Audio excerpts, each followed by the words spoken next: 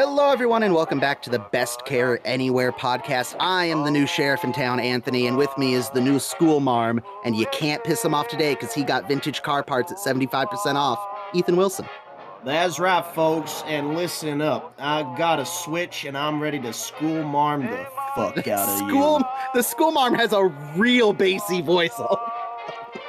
At least Yeah, that's right. we didn't have to wait long to put the explicit tag on this one. No, Ethan came right out with it. This school ain't big enough for the marm of us. Oh, no. And our guests are I'm just going to say our favorite guests so far. Sorry, Tyler and Greg. Wow. Up close, he's a guy. Far away, too. It is Mike Jamison. Hey, well, some people would probably disagree with that, but... How are you, Mike? I would be honored to say that I'm your favorite guest, but to anybody who follows me, it's really not a high bar to live up to, so don't worry about it. All our guests are our favorite for that episode only. It's a constantly moving spectrum, and you got to stay on it. We kept our pre-show banter down because despite what you and Chief Smash and others are saying on Twitter, this will not be another 4-hour episode. Please, God, no. We are not going to turn episode. We are not turning a half-hour TV show into a 4-hour episode of podcast. Oh my God, no. that next day at work was raw. I felt so. Audience, I think I said this on the next episode, but just in case I didn't, as we're wrapping up, we finished the actual end of the episode and we're saying our goodbyes. Ethan hops off and the mic goes, "Yeah, I got to be up for work in 2 hours," and then he gets off the call and I'm like, "I'm so sorry." Grown, but it was good. It was so good. Yeah, we knew we were going to have you on for Deal Me Out, but the MASH movie show was kind of a shoot from the hip. We wanted to do it. It just felt like the right time to do it before we got too far into season 2s. And you had mentioned it would have been very enjoyable to see how a bunch of millennials reacted to the movie. So why not? We had you on. I will say, to tie it into this episode, that recording the MASH movie podcast, it was it's very much like this episode. It was just a bunch of people hanging out, having a good time. So I really didn't care about getting 2 hours of sleep. My work isn't important. Hey, you don't operate heavy machinery or, anything like that, right? Not that you know of, no. Oh, yeah. Okay. Not that I know of. Okay. Okay. Wait until he whips out the forklift license and doesn't have any... Excuse me while I whip this out. Oh no! Wait! Oh God! Is this camera still on? This is why I put the explicit tag on every single episode, because you just never know. So, should I try and censor myself because I can behave? No. Look. So here's the thing. I do have virgin ears. Sidebar. Not for long. Number one, I'm a big believer of I'm just gonna be me. It's too hard to try to censor. It's like that scene from the Blues Brothers in the nun's office. Ah, Christ, Jake, whack. It's like, just, that's one of my biggest pet peeves is if you don't like the language someone is using, don't watch. Go fuck yourself. Or yeah, go. I mean, I don't want to be like that, but even to the point where because of how social media works, you'll see people censoring the dumbest things.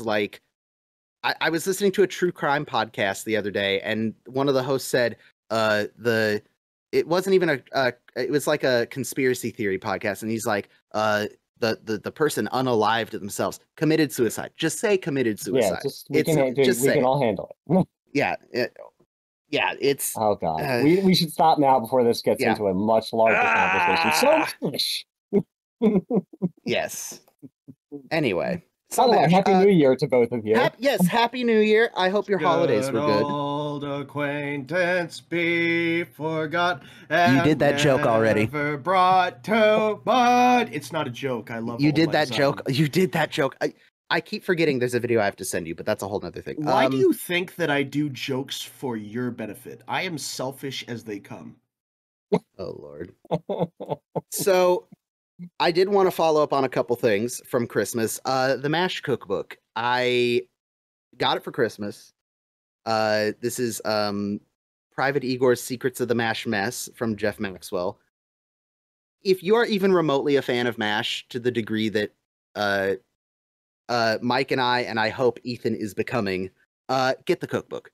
Get the cookbook. Get the 50th anniversary edition. it falls into this very specific category of things I like to have. The example I'll give is I have a poster that I framed that I put up in my kitchen in whatever house I'm living in. And it looks like an old like olive oil bottle label, but it's Jenko Pura olive oil, Yes, I was Corleone, hoping that's what Sicily. you were gonna say. Yeah. And it's one of those, if you don't know what it is, it's just a cool kitchen decoration. But if you do get it, it's that extra layer of cool. The MASH cookbook fits into that. I was talking with my mom who has cookbooks, like so many cookbooks, and she and I were talking. It's a very basic cookbook with very basic recipes like ham and bean soup or, pot roast, but it's got like that MASH flair added to it. Creamed Plus, corn. yeah, creamed corn. I unironically kind of want to try the cream of weenie soup because I looked at it and based on the ingredients, it sounds delightful. But no, get Jeff Maxwell's cookbook. It's a lot of fun. There's a lot of cool pictures. So what you're saying is my wife should have got me the cookbook instead of the shirt that I'm currently wearing. That's not what I said. But the shirt is definitely up there, but definitely maybe tag it on your birthday list, maybe. But no, highly recommend. I took Post-it notes and flagged some recipes I want to try. Some of them do look just nightmarishly bad, but I think that's part of it. But I thought of a question for you, Mike and Ethan. Yo. But it's a question that I thought of course, the next day after we talked about the MASH movie. And I figured since we were going to have you on so soon-ish afterward that I would just save it. We watched the MASH movie. We talked about its highs, its lows, its cinematic achievement, its connection to and differences from how the TV show eventually worked out. If there are any MASH fans out there, to any degree, newer MASH fans, longtime MASH fans, thumbs up or thumbs down, should they watch the movie? Meaning before they watch the show, or if they've just never seen it? If you've never seen the MASH movie, but you're a fan of the TV show, should I, a fan who loves the TV show but hasn't seen the movie, go watch the movie? Will it ruin the TV show for me? Will it make me feel... What are your thoughts? Because I know my answer, but I was curious. I would say yes, just because I think as we discussed, I think it's interesting just seeing where it came from, how it evolved from the movie, what they took from the movie, what they left out. And I just find it interesting to see how the characters that are portrayed in the movie and then how they're portrayed in the TV show. So I would say yes. I would think if you're a fan of the TV show, you would naturally be curious as to where the inspiration came from. So I would say yes. Can I be totally honest, totally transparent? I would say yes, but honestly, just the first 2/3 of it. Don't bother with. Seriously. I'm sorry. I did not care for the football arc. I just didn't. And if you guys like that, God, more power to you. No, you're not alone. Personally. Anyway. Yeah, I was gonna say the same thing. I was a little scared, kind of like a don't meet your heroes kind of thing. Like, don't see the original piece of media.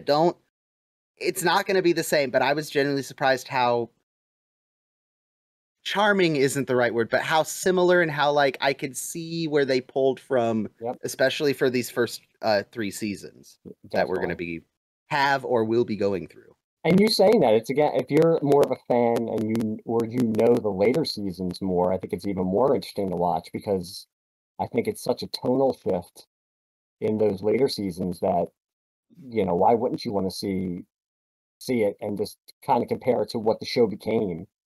So, yeah, I would definitely tell somebody who had never seen it, just out of curiosity, just to watch it, and just because it's a good movie. I mean, again, if you're interested in late 60s, early 70s filmmaking and that whole, Easy Riders, Raging Bulls stuff that we talked about, I think it's something that they should check out. So I'm not gonna pretend that we didn't already talk about this before we started recording, but we are gonna fake it a little bit and rehab this discussion. We talked about the MASH TV special, MASH, the comedy that changed television. I watched the first half of it because that's how much I could watch for free on Fox before I had to pay money. And I haven't had time to get back to it because I moved offices. I got, side note, I got a promotion. Yay, woo. But that means I lost my, I lost my private office and now I'm in the main building of the shop in this little cubicle corner, which is lovely because I can still have business internet and do the things I need to do for work. But it also means that I have no desk. I don't have a drawer for my desk Jamison anymore, and it's uncouth for the customers to see a half-drunk bottle of Jameson on the desk.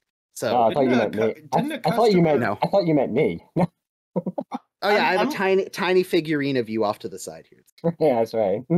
But I'm like 90% sure that a customer walked in on your father pouring me a shot of Bob Dylan's "Knockin' on yeah, Heaven's that Door" happened whiskey. too. That happened too. But Yeah, talk about uncouth. What does that mean, by the way? Exactly. Not couth. Not couth. Oh, silly me, of course. So yeah, the MASH TV special, I watched half of it. Mike, did you end up watching all of it? I watched all of it. Yes, I did. Okay. And Ethan has not had the chance to watch it yet. We decided, for those who have seen it, there is a very obvious spot Ethan could stop and not have anything spoiled. So I recommended he watch the first half. My virgin eyes. My virgin eyes. Yeah, Ethan's going to watch the first half. Mike, since you've seen the whole thing, you want to give kind of a quick, not synopsis, but kind of a recommendation. Yay, nay, like it, not like it? Was it? I will give it a yay, but I will also say that for obsessive MASH fans such as myself, such as you, Anthony, you might watch it and you might feel that it's kind of inessential. It's going over a lot of the same things. You're going to see interviews that you've seen before. There are a few new interviews. I always find it fun to watch these retrospectives, but I didn't come away from it and with any new kind of insight into the show or anything like that. There were a few instances where I wish they would have delved more into, and I'm trying to, not that they're spoilers, but I wish they would have delved more into certain aspects of the show, certain aspects of the development of the show, but it's still worth it to watch as a fan of the show. But it's not something, if you want to wait a little while and check it out when you have a chance, you're not missing out. You're not going to feel like you missed out on anything. Yeah, and we said it when we were talking earlier. It's not like this show is going to reveal never before heard drama or a scene that was filmed but not allowed to air. Ooh, like there wasn't like this mystery going into it. It was just a retrospective on the show, which they've done before. But what the last one I think was, I saw it today because 2003, I believe. Yeah, right? 2003. So it's 20 years further on. We've lost some cast members. The cast members that are still alive probably have, I don't want to say have had more time to think about it. I mean, they had 30 years when the first one was done, but I don't know. I liked, one thing I liked just from watching the first half is there's a little more discussion from the actors on each other and the characters. Mm-hmm. And some of that was nice, like hearing Alan.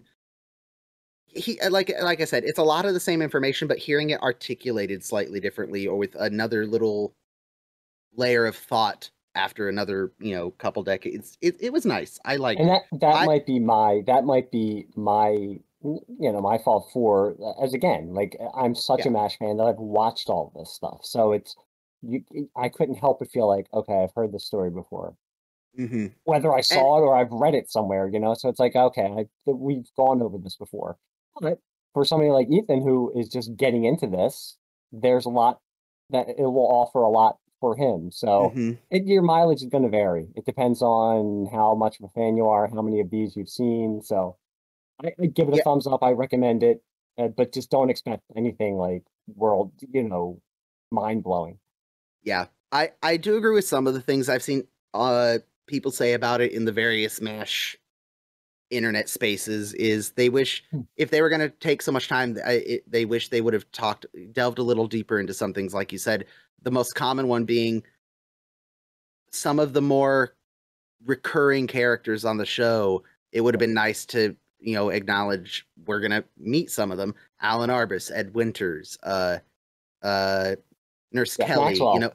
Jeff Maxwell, who, there are places where it definitely could have been made another half hour longer. You could have incorporated some of those things, but I agree with you. Based on the half of it I've seen, not bad. And again, I think I'm looking at it kind of halfway between you and Ethan, where I've seen the 2003 one, but the last time I saw it was probably like 7-8 years ago, and I was a little younger and not quite as obsessive a fan. Mm-hmm. So I think I'm looking at this more like I did when we watched the movie, where I saw the movie, but this is the first time I really sat down and absorbed the movie. This is probably the first MASH retrospective I actually was absorbing all of it as I watched it. So, yeah. But I mean, in all honesty, just to think about it, for a show that's over now 50 years old, they're still making new retrospectives and stuff about it. So, I mean, it goes to show you fandom is still there. And they're still interested in the show. So, I mean, I'm glad that they're still doing stuff, because if nobody cared about it, they would not be. I know they need to fill primetime space, but, I'm sure they could find something else if they didn't think that MASH was going to attract viewers. So, I'm glad that they're still interested in it. So, that makes me happy. Exactly. I agree. Go watch it, Ethan. Okay, fine. And stop after 48 minutes. Half of it. Half of it. Fool. Before we get into the actual episode we're discussing this week, I'm going to make a point to do this now so I don't forget it later. As y'all know, the last 2 months was very, how do I say this? Runtime heavy for the podcast. The MASH movie episode, the Tora episode, which, I'll be honest, did so much better than I thought it was going to. I'm like, hey, can the dumb World War II nerd talk about World War II on you guys should be proud of that. That was a great episode. I had such a fun time talking about it. And Ethan, I don't want to speak for you. Yeah. Watching a P-51 Mustang get absolutely fucking launched at an extra who was scrambling for his life. Dude, that's one of my favorite facts about the movie, is that remote controlled airplane actually did go out of control and actually people were running for their lives. And they're like, that's awesome. Keep it. But that was all possible. Long story short, podcast site we upload to is based on hours uploaded. We get 3 hours for the base price per month. We did a lot more than 3 hours in November and December. And that was thank goodness for those Patreons, huh? Yes, that was. Thank you. Excellent segue. Thank you, Mike. No, that is seriously helped out by the Patreon members, Private Jared Gallagher, Lieutenant Mike Jamison, Sergeant Timothy Burleson, and Sergeant Luis Black. You guys definitely helped out with that, so I wanted to shout you out now, because I'm really bad at remembering it when we're half tired at the end of the episodes. So the end of these 8-hour marathon episodes. No 8-hour episodes. Fine, no. 7.5. Final offer. No. Chief Smash is determined to make, for want of a boot, an 8-hour podcast episode, and I cannot think how that's going to happen. Let's discuss the history of the military boot. No. Starting, of course, with the humble cow. Step 1. No. Stop. And the last thing I'll mention is we did have someone reach out and message us on the Facebook page, of all places, which, for those of you who follow us on Facebook, I'm so sorry. There are too many social medias to manage. I thought I was the only person who responded on Facebook, because I'm old. No, there are a few. But yeah, the social media apps do not make it easy to coordinate things sometimes. So for those of you who follow us there, thank you. We're trying. But he said he found the show 3 months ago. He is still on. I think this means he's watching through the show for the first time, but he's on his first pilgrimage, and our show is pretty fun. Aw, we like that. It's the whole point. We got one for sure that is starting from scratch. I apologize we did this to you. You're in now. You can't leave. But all right, with all that done, it is time to discuss, quite possibly based on the feedback we have gotten, the best episode of MASH. Ever? Maybe. Maybe? I Possibly? know that sounds crazy to say in season 2, but based on what everyone has said, this is in a lot of people's top 10s, top 5s, or top 3s. So, without further ado, season 2, episode 13, Deal Me Out. Written by Larry Gelbart, who he is credited on every episode of MASH. Even though correct me if I'm wrong, Mike, because I got confused by this. He didn't stay for the whole run of the show, right? He left after season 4. Yeah. And then after that, he's credited as developed by Larry Gelbart. But so with the first 4 seasons, he's not credited every episode as a writer, but it is said that he went over every script. So yeah, he's the show writer. Yeah. Yes. He was basically he and Gene Reynolds ran the show. Yeah, I never know what to call him because he doesn't sit down and write every episode, but he's essentially the stopgap that you have. It runs through him always. So I mean, you can have a very interesting conversation after probably season 8 or 9 when you start going over the different eras of the show with the different head writers of the show, because the point of view and the sensibilities of each head writer changes with the show. So that would be very interesting. But yeah, his fingerprints are all over the first 4 seasons. For sure. So this episode, he is specifically credited with writing, not just being an overseer, along with the man himself, the man of season 2, we have called him, Laurence Marks. Yeah. This is his 14th of 28 MASHs, and he is, of the 13 episodes we've watched this season, Ethan, this is his 8th. So almost 2/3, about half of all the MASH episodes we have watched have been written by Laurence Marks. So, we're halfway there. Not even close, but okay. This was directed by the producer, Gene Reynolds. So this is you were getting a good one with this one. Yeah, this is a very when the head writer and the producer are the two driving forces, along with a guy who's written basically half the show. Yeah, this is gonna be a big one. And we haven't done this in a while, so I figured we would do it. This episode aired on December 8th, 1973. Some things that were going on in the vicinity or on the date of December 8th, 1973. 2 days earlier, the U.S. Senate confirmed Gerald Ford as the vice president for the first time under the 25th Amendment. Bonus fun fact about Gerald Ford, he is, as of now, the only Eagle Scout to ever hold the highest office in the nation. Fun fact.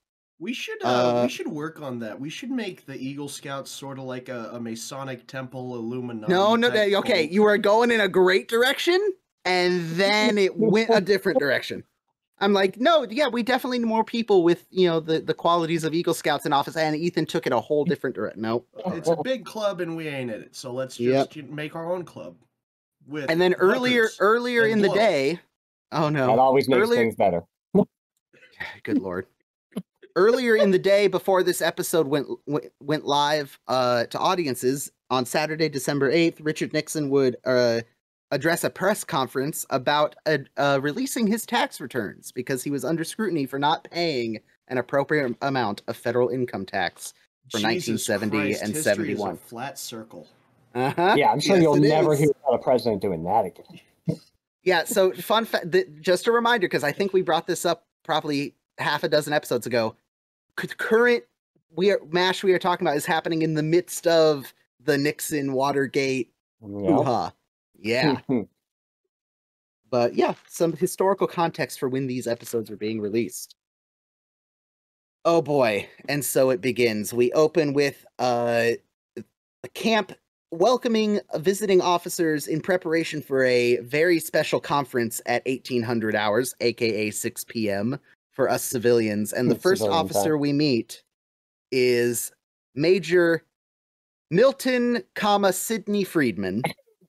This is the first of two things we're going to have to address in this episode. It is my personal belief, because of how Klinger introduces himself to Dr. Friedman later, Milton is his first name. Sidney is his second name. He goes by Sidney to his friends. That is my always been my personal belief. I He was forget. major. I'm sorry.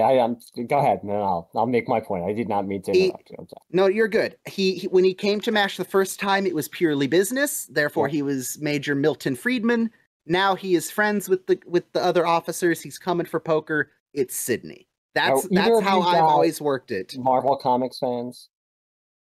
I am a fan insofar as I have followed the MCU, but I have not delved into the comics because that is a whole. I don't have time, Mike. Have you ever heard of a no prize?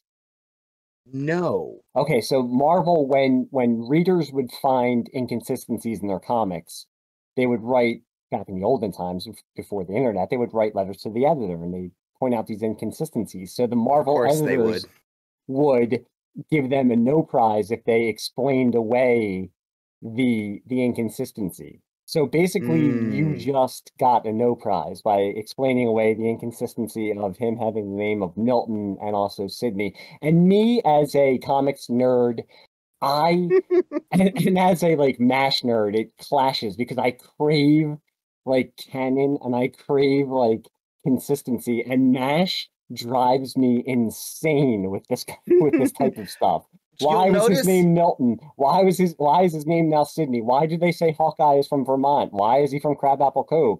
Why is it 1951? Why is it now 1953? It drives me insane. And my whole life as a MASH fan, I've been trying to somehow reconcile I can reconcile the problems all in the those timeline for you right now. Oh no. They're all fucking liars. No. No, although there's a reason now. Mike, there is a reason. Very specifically, we have not brought up any in-universe dates at all. Yes, ever. Because that's going to lead us down a rabbit hole that we will never get out of. Yeah. I believe watch the beginning of season 4. Technically, according to dates that we have already been given in the show thus far, BJ should be there, I think. Yes, he should. BJ should be there. Colonel Potter should be there. I think Henry and Trapper were there for about 5 months. Don't think about it. Don't think about it, Mike. Especially Anthony. Do you own the complete book of MASH by Susie Coulter? So it used to be on my old desk. It literally. Okay, story time for the audience. It sits under my inbox on my desk. Hang on, no. It sits under the inbox on my on my old desk, so that when we would record the podcast, I could pull it out if needed. Sure. It has sat there so long with the spine facing out that the dust cover is slightly bleached from the sun. It is because it has sat in that same spot since we started the podcast. So it is not. It's not in front of me. One thing I loved about that book was she tried to actually come up with like a coherent timeline. Like she'll try to come up with a timeline. And reading that when I was younger, I was like, thank you so much. Somebody actually gets. It's very close. The struggle is real. Yeah, she tries to reconcile everything. I mean, you got to do some gymnastics with the dates and everything, but yeah, just. That was so you get a no prize because I don't know if I'm going to totally agree with that because I don't see him as a Milton, but yes, maybe his name is Milton Sidney Friedman and he hates the name Milton. That's well, he I'll has tell you to something. go by it because on every military document and all his doctor's paperwork, it's legal name and he hates it. But his parents must have hated him to name him Milton Sidney. Yeah. So, Ethan, I've teased you about this for long enough. I can now officially say this is the second of 12 appearances by Alan Arbus as Dr. Sidney Friedman. And he is by far, from everything I've seen in the MASH community, the favorite visiting cast member. My second favorite character of the whole show. Second favorite character of the whole show after Hawkeye. It's Hawkeye. Character you meet 12 times the entire rest of the cast. Honestly, I love that. He is the only character that you could actually see as only guest character that you could see as like a recurring character. It would have been stretched to make him a recurring character because you'd have to have some kind of psychiatric problem every week. He'd become Frasier, but Like Yeah, he he could fit he in could so well. He is my second favorite character. I would never go to a therapist, one, because I don't want to scare them, but two, because they would have so far to live up to with Sydney that they could Mhm. never possibly like live up to what I would want them to be. Well, let's Well, not go crazy. Sydney's still using Freudian psychology. Like, he'd probably do more harm than good. Let, let, I mean, I love him too, but come on, let's be honest. I would argue that if because we said that this is a lot of people's top three, I think there are some people that all of their top three have Sydney in them. Because I can think of two Oh, other Sydney episodes right now that oh I would yeah. that are fighting for my top five spot. Yeah, one of his other episodes I'm going to beg you to be on because it's So probably my favorite episode, is it Dear Sigmund or Quo Vadis Captain Chandler? Quo Vadis. That's my Okay. favorite episode of all time. Really? I love that Okay. episode. Ethan, if you Yeah. can pick up any spoiler from Quo Vadis Captain Chandler, please do so. What is that, Latin? That's just Yeah. don't type stop. It's Ewok. It's Ewok. So yes, Alan Arbus as Dr. Sidney Friedman. This is his first formal appearance as Sidney, according Yeah. to all the wikis, but in our hearts, his second. Radar brings him to the, I believe, billeted officers section is BOS on the door. I don't know. It's I was going to visiting ask what that officers' was. quarters. Okay, yeah. I don't know. Some of the acronyms I'm sure are accurate, but the Army's the Army. Just call it VIP tent. It's the One of the VIP tent. acronyms in this episode is not accurate according to Ooh. IMDb, but we'll get to that. Oh boy, yeah. And IMDb never lies. I don't trust a damn thing IMDb says. He welcomes Dr. Friedman. Henry Blake extends his compliments by providing, I can't even, Scotch, gin, and vodka for your convenience, all in the same bottle. That sounds like my high school years. No, that's what no. How I would love to know. Fun fact, going back to a previous thing, there is a drinks section in the MASH cookbook. I do not believe a Scotch gin vodka drink is in there, because how could you make a Scotch gin and vodka drink? I call it the elixir. The elixir. I mean, isn't that, well, hang on. What's in a Long Island iced tea? Hang on. A lot more than that. There's also rum in there. It's rum. That's a Short vodka. Island iced tea. There you go. Like we didn't get all the way across the island. There you go. Scotch gin vodka all in the same bottle. And I love that Radar leaves, and as he's, looking at his paperwork, he glances over at the bottle and goes to reach for it before we cut to the next scene. He considers it for a second. Yep. We have our next visiting officer, and I did ask Ethan before this episode, because I really wanted to save Ethan the potential embarrassment. I said, Ethan, please tell me you recognize Colonel Sam Pack. Thank God. He said it's Arnold from Happy Days, right? It's Arnold from Happy Days. Exactly.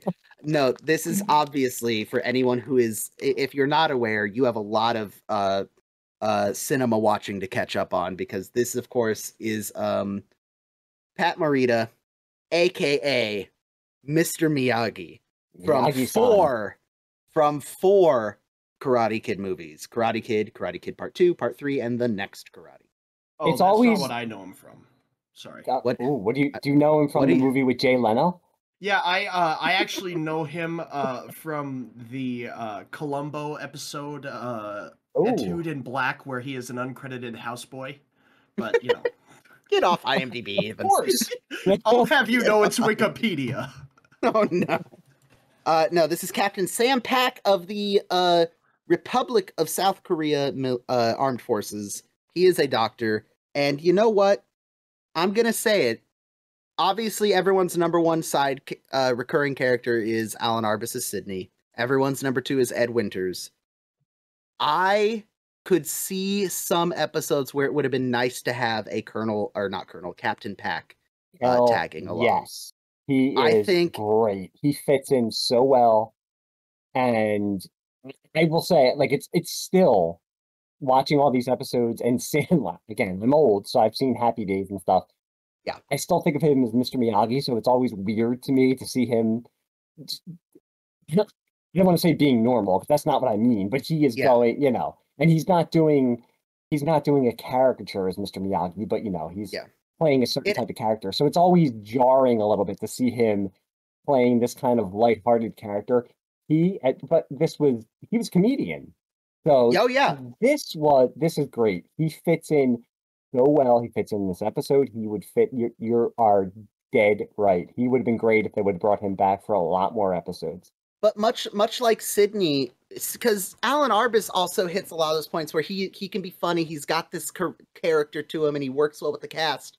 But the episodes where he comes in, he's not just there. It's not like with I all of a sudden can't think of any of the other guest actors we've had on the show. It's not like in Ed. I hate to come back. It's not like one of the visiting generals or anything like that. Yeah, it's not a bit part. There is meat to all of his appearances. Yep. Maybe not so much in this one, just because the stakes aren't usually as high as they are for when Sydney comes. But in the future, Sydney is a big part of the episodes he's in, and they kind of give us a proto version of that in this episode, much like they bring Captain Pack back in a few episodes for The Chosen People, and there are a lot. Ethan, stop screaming spoilers. We're going to talk about MASH. Shush. That was me. Calm down.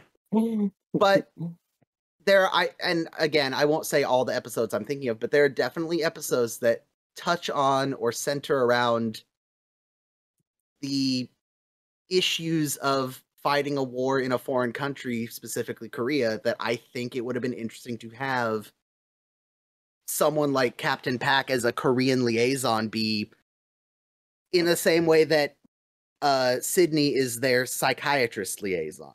I think there could have been opportunity to have him come, maybe not once a season like Sydney, but every so often as a little recurring, he's our ROK guy. And it's also, and we're going to get into it later in this episode also, but it's also the limitations of 70s television. They didn't think that way.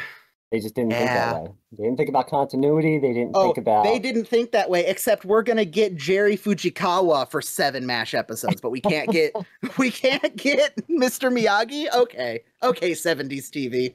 But... I see you, 70s TV. I see you, 70s TV, and I'm not believing the BS. So Radar obviously gets Captain Pack billeted, and Captain Pack, again, first line of the show, have a nurse wake me a little at a time. Oh, Mr. Miyagi-san. What have you done? It's what he's about to do. Oh, no. Weirdly, Hawkeye and Trapper in the shower, which seems to be a recurring theme for shots, because we had the tent martini in 5 o'clock chart, or the shower martini in 5 o'clock Charlie. But Radar comes in and informs them everything's ready for the conference later tonight. They make the mistake of belittling Radar. He's already pretty belittled. I mean, what did you say his height is? Literally belittling him. I'm sorry, Gary Berghoff, if you're listening. Gary Berghoff's height is 5'5.5", according to IMDb. Gary, I have nothing but respect for you. I just think I'm funny. I'm not. I know that, but I think I am. It also doesn't help that almost every other actor in the show, until Harry Morgan shows up, is like over 6 feet tall. It really doesn't help. Yeah. Like Ethan put that gif of Hawkeye, Trapper, and Radar posing in the Yankee Doodle Doctor episode, and it's like, it's so obvious, like, they're so tall and he is so not. That's mean. That was mean of them. But I love that we're getting closer. One of our audience members said it, and I'm not going to remember which one, and if I may not remember to specifically pull it up by the end of the episode, but one of our audience members mentioned that this is, again, Radar getting a little bit closer to the naive Atumwa boy, but also kind of being the tagger on to Hawkeye and Trapper, This- and to the point where he's comfortable enough going, oh yeah, I can take a joke, and takes their bathrobes with him. I will opine this is the best Radar, where he does have that innocence to him, but he still has a little bit of that edge, where he's not he's not like a 10-year-old. He's got younger brother energy right now. Yes, he's like very much. He's so. like It's great. He's yes. like, oh yeah, yoink. Yeah. Guys, this is all fine and good, but we're really overlooking the big question here. Mm-hmm. What happened, and why is it no longer socially acceptable to shower with the homies? I do always have a question about them showering together, and this might be coming from somebody who, now you guys obviously with camp and all that kind of stuff, right? But I never, even gym class when I was younger, we didn't shower after gym class, so I've never had the great pleasure of showering with other men, and that's, if you do, that's great. But I mean, when they're in that shower, are they totally buck naked? Are they wearing bathing trunks? Because there are episodes where you see Hawkeye talking to somebody, and he'll get out and then put his robe on. And it would just seem a little weird if you're just getting. Maybe it would be me, because I would not want to get out in front of even one of my best friends, buck naked.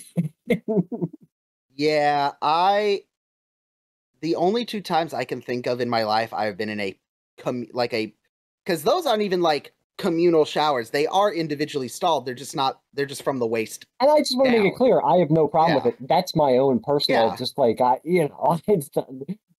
that's me worrying about my own inadequacies. I don't care about I'm not saying like, ew, you're no. I'm just talking about my own insecurities. So for me, I would be like, oh, I don't know about this. No, because the 2 times that I've had a full not stalled communal shower situation, oh yeah, it was swim trunks. Like, no, whatever. No, nope. But yeah, and that's even at camps, summer camps nowadays for any youth organization, it's individual stalled showers and it's separated like bathrooms are. So that's not even, I can't even think of a scenario where something like this happened. In this specific scenario, waist down's fine. But yeah, I'm definitely not. And the other thing is, after you've like been shot at, shelled, been elbow deep in a patient with someone, yeah, you can see my butt. I don't care. Sure. Yeah, I guess you're right. Get over it, dude. Is that what I have to do? Okay. Hold on. Say that again. I need to make a list. Okay. Get me a cadaver. We know a guy. I actually can get one for you if need be. We know 2 guys. We know 2 guys now. Yeah, I can. I love the desperation of Hawkeye and Trap 2. No, wait, we didn't mean it. You're beautiful. You're beautiful. We then get Henry and Radar, and I love the furthering of the like father and son bonding with Radar and Henry, and the benefits of occasionally jumping ahead several seasons, because there's a constant looping run of the episodes on one of the live streaming sites, which is probably very illegal, but it's still up and I don't care. But I'll occasionally hop it in and put it on in the background if I'm at the office doing stuff, and it'll be whatever season he's on, I just jump into. And I jumped into an episode. This isn't spoilers, Ethan, because almost every character is going to get one at some point. I jumped into Dear Ma randomly. The one where Radar writes home. And the thing that I don't think we 100% appreciate about Radar, if you haven't been paying close attention, his dad died when he was little. Like, he was raised by his mom and his uncle. So it's, again, knowing what I know in the future, about key character details and watching back the first and second seasons, is I like that they're giving Radar this little bit of, it's not obviously had his uncle, but he's still missing that little bit of something from his childhood, and he's finding it in some of the people he's met in one way or another. And we're going to see that kind of get developed between Henry and Colonel Potter. It truly becomes a family for him, whereas Hawkeye and Trapper and then later BJ are his older brothers. Henry is like a father figure to him. I mean, so he's getting the family that he never had, or the family experience that he never got to have. So And then it just goes to illustrate how it's different. The experience is different for everybody. Hawkeye, Trapper, BJ are older and a little bit worldlier than him, so they don't need that type of experience. They And see their commanding officers in a different way than Radar will. So and going back to one of the things I really liked, tiny little spoiler for the little MASH the comedy that changed television special.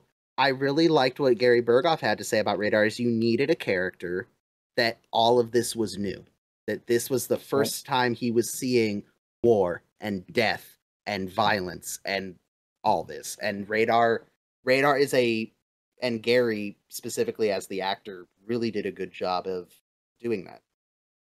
And the writers too, everyone helped make Radar's character be that for us. Fortunately, they do let him grow and mature, but it's nice to see him kind of experience some of this as the show goes. There are better episodes to talk about Radar.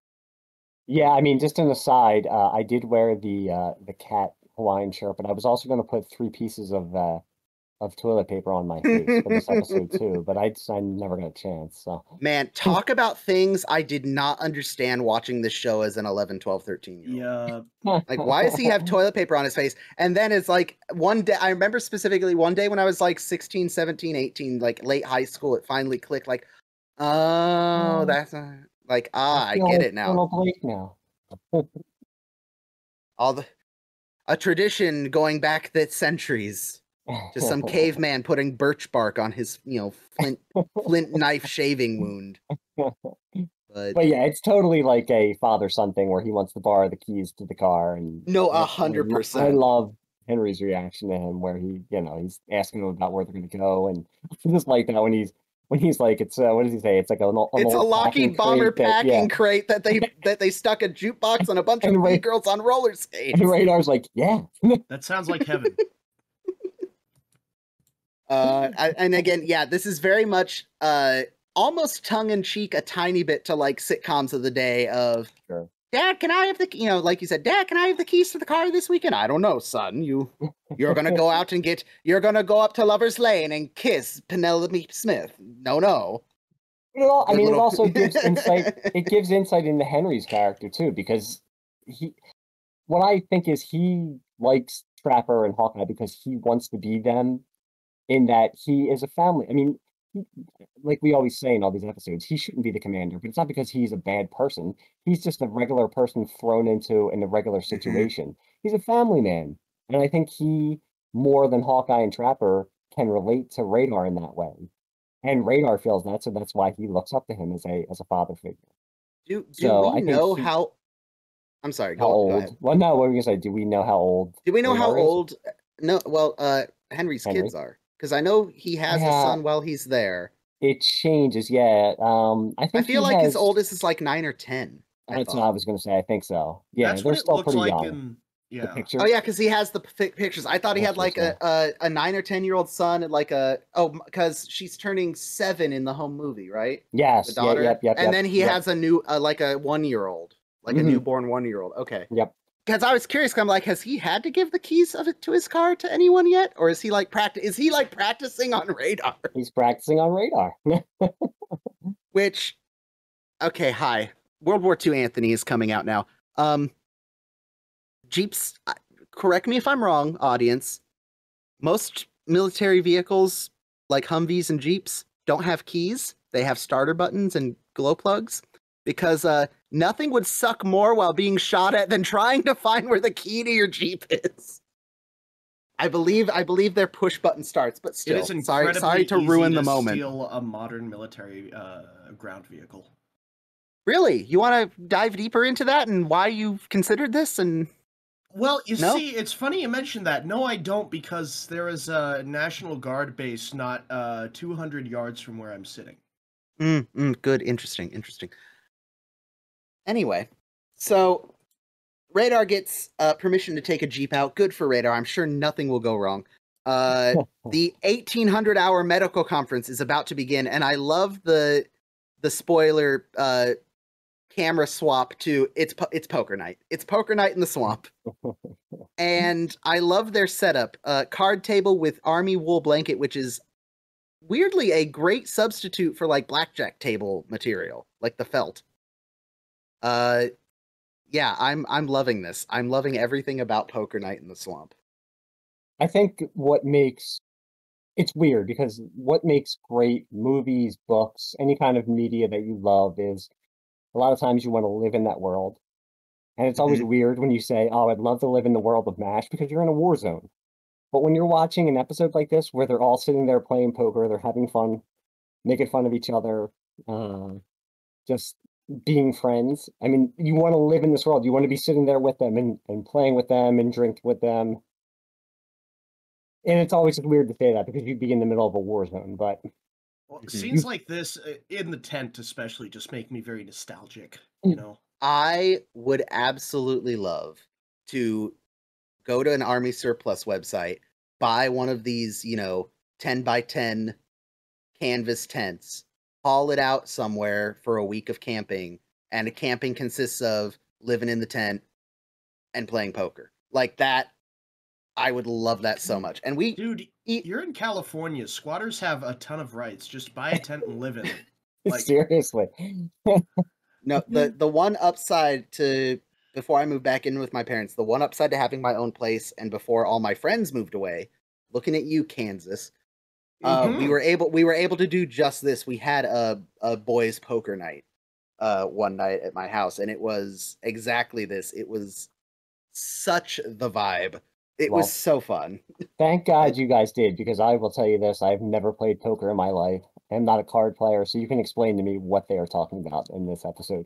Oh, I'm certainly not a can't. card player. I certainly can't. I don't think so. But unless the card game is Uno, I am not a card player. I also mentioned that there was a $5 buy-in for that friend's poker game, and the house made out with $25. So it wasn't rigged, but hey, it was rigged. It was maybe. You dealing like Henry? Yeah, Henry dealing all the cards face up onto the first round, and somehow both times he gets an ace. Ace. Okay, even I know Henry. that. Even I know that. Okay, Henry. Whoops. That's embarrassing. Whoops. I don't understand the issue. Klinger comes in with sandwiches, and I told Ethan before we started recording, this might be one of my favorite Klinger outfits because it's so awful. It's good. He's got, I don't even know how to describe that hat. He looks like colorblind Mary Poppins. That's perfect. There you go. It's like a beanie, right? Is it a beanie? I don't know. It looks like an old 1950s ice pack, but with no ice. I don't. Yeah. But the green and the red with the flower print top with the red jacket and the plaid skirt. I do love his sunglasses also. The big hoopy, the sunglasses are what put it over the top and make it great. Well, what is, like Captain Pack says, earrings with a sweater? Earrings with a sweater. And I love how they're all, because obviously Sydney's rolling with it, because if what I say is true, he's, well, based on Klinger's interaction with him, what I say has to be true. Major Friedman, the psychiatrist. And Sydney's not having any of it. Like, no, Klinger, we're not doing this today. And I love that Sydney starts regaling him with even better, bits to get out of the army. I had a patient who crawled along the woodwork and insisted he was a cockroach, and another that said he was with Washington at Valley Forge and had therefore already done his mandatory military service. The first one was this inmate on death row who died temporarily during a medical incident and then argued in court that because he had died and was resuscitated, he had served his life sentence and should be released. Depending on what crime he committed, I mean, technically, I could see a lawyer arguing that. Look, you don't get onto death row by jaywalking, you know what I mean? Fair. Yeah. Although, if you do, you're living life right. Jays to walk. You might be wondering, where's Frank during all of this? Well, as to be expected. Frank is performing surgery, and by performing surgery, I mean not performing surgery, because he's operating on an Army intelligence officer, and the rule is, and I couldn't confirm anywhere if this is accurate or was a thing, but because of the sensitive nature of what the CID do, you cannot anesthetize, at least in the MASH universe, you cannot anesthetize a CID man without another CID man present to censure or put into context or record what he the first one may or may not have said while under anesthesia. All right. Well, first, do you believe that Frank was nervous about doing the surgery, or is he just being Frank and he is abiding by the rules? That's one. And two, supposedly somebody who is in Army counterintelligence would not be a CID man. That was what I was talking about with like anagrams and stuff like that. I think I think it's something like CI. I can't even remember what it was. I did look this up beforehand and I can't remember, but not that it matters. Again, in the MASH universe, you know, sure, Well, he's a CID. as we're going to More talk importantly, about, do you think he's just being frank and being a nudge because he's got to go by the rules, or do you think he's a little nervous about doing the surgery and he's looking for any way that he can get out of it? I think he's going by the rules. I think I think this is still early enough in the show, Frank, that he's not, because we've talked about this before. Frank isn't incompetent or as incompetent as he's going to be portrayed later. Yep.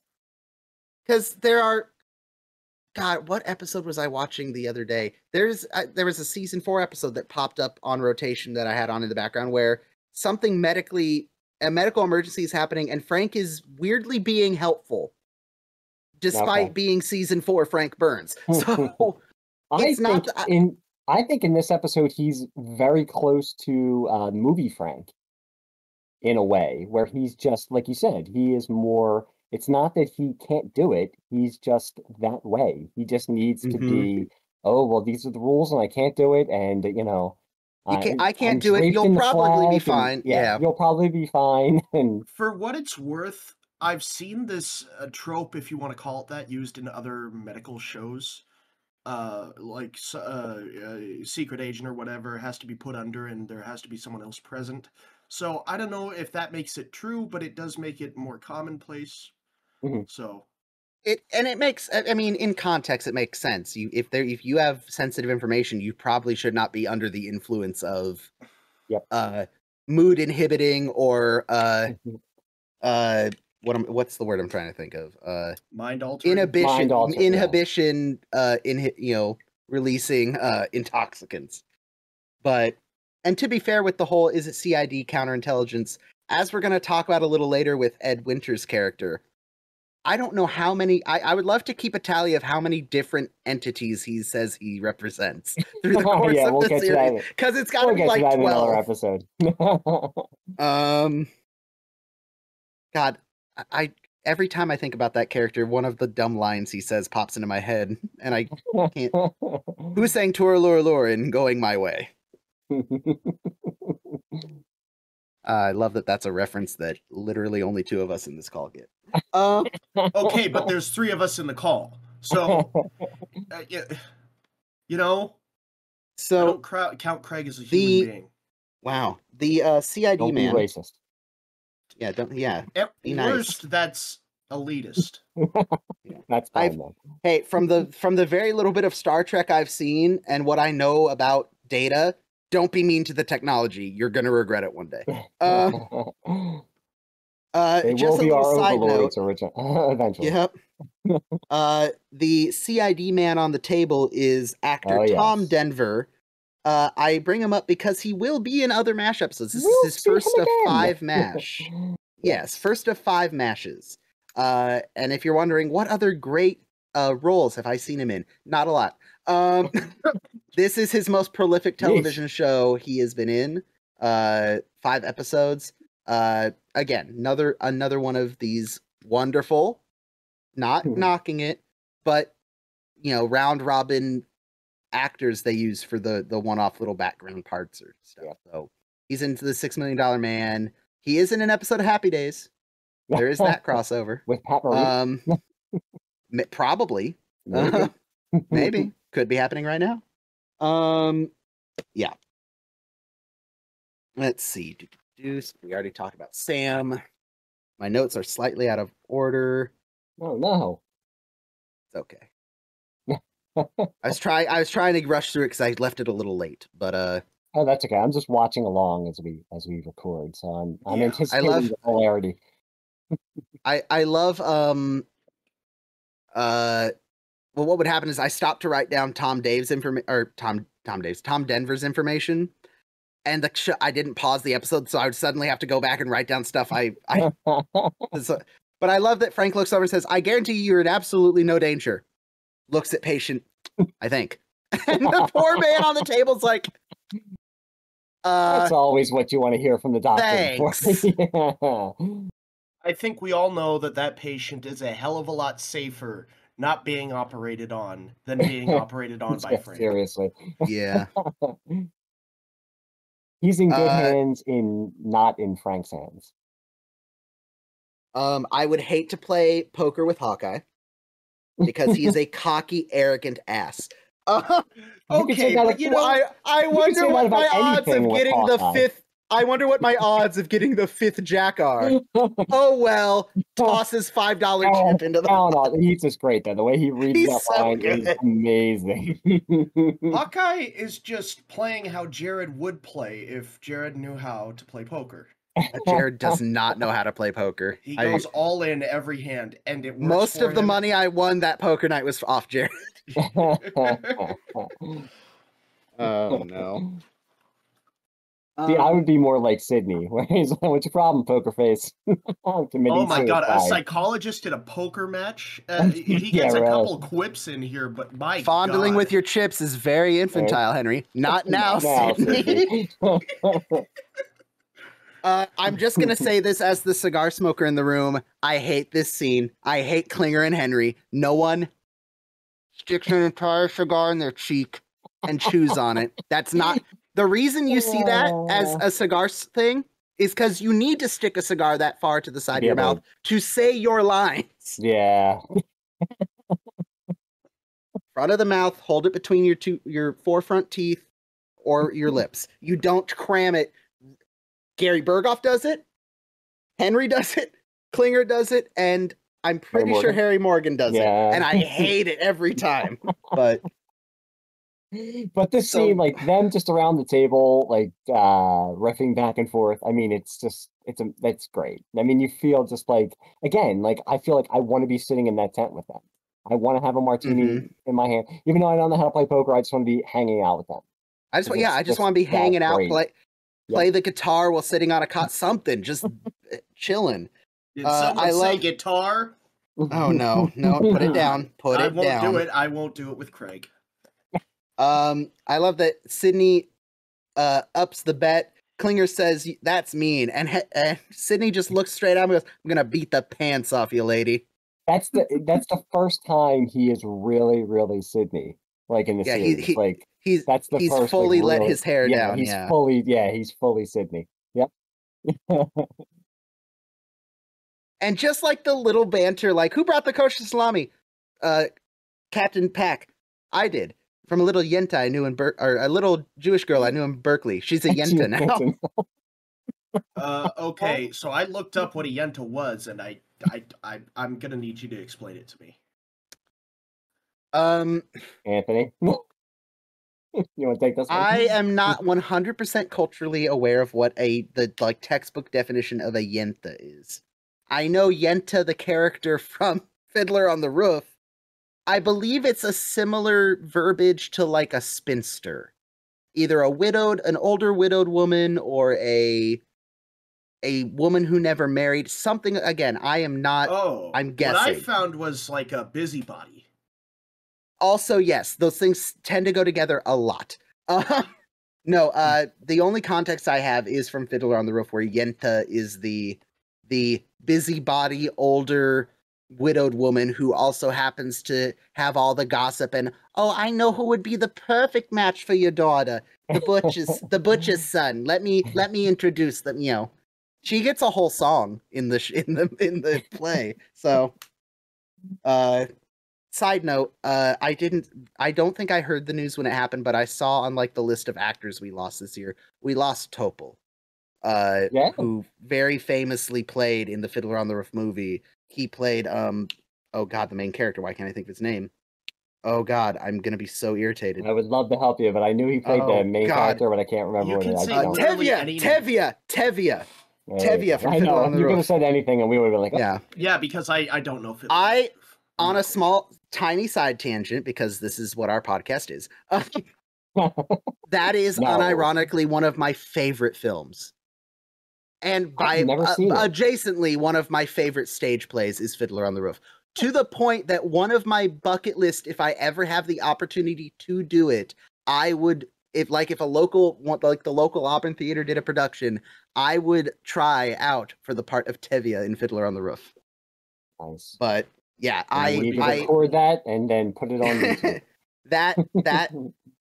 that is such a charming and interesting little stage play. But yeah. Anyway, tangent over.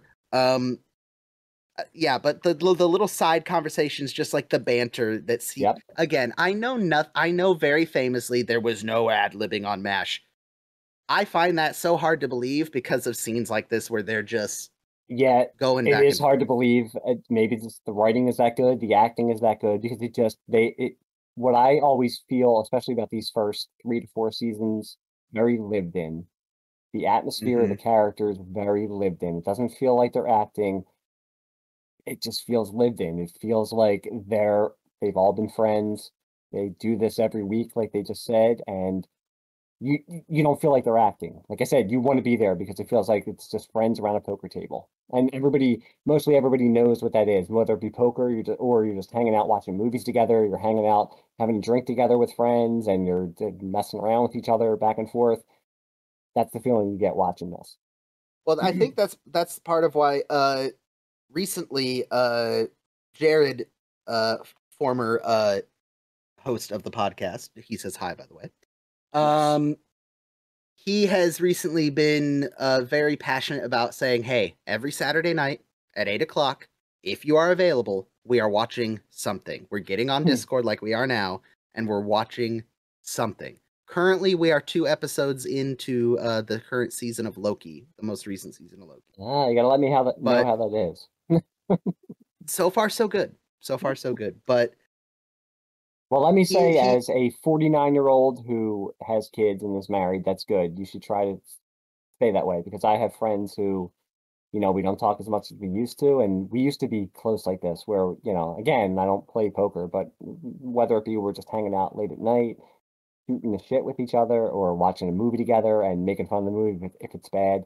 Yeah. Try to do that with your friends, because it's good to or anything, even just get on and be like, hey, what happened this week? Like, again, no spoilers for Ethan, but because I don't know if it was because it was the end of the year or what reason, one of the channels was airing the finale of MASH.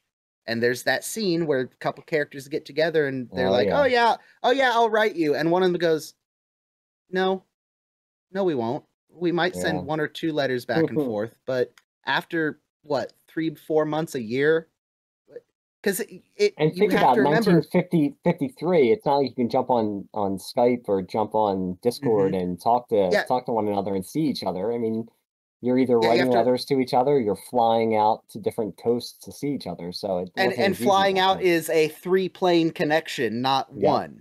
Yeah, it's no. If you have the ability to hang out with your friends, even if it is digitally, please do so.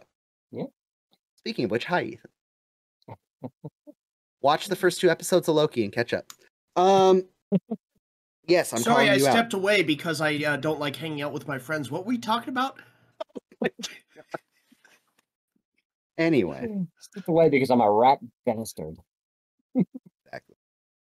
And the rats in the cradle and the silver spoon. Sydney commits one of my biggest pet peeves while playing poker. He does not go out in turn.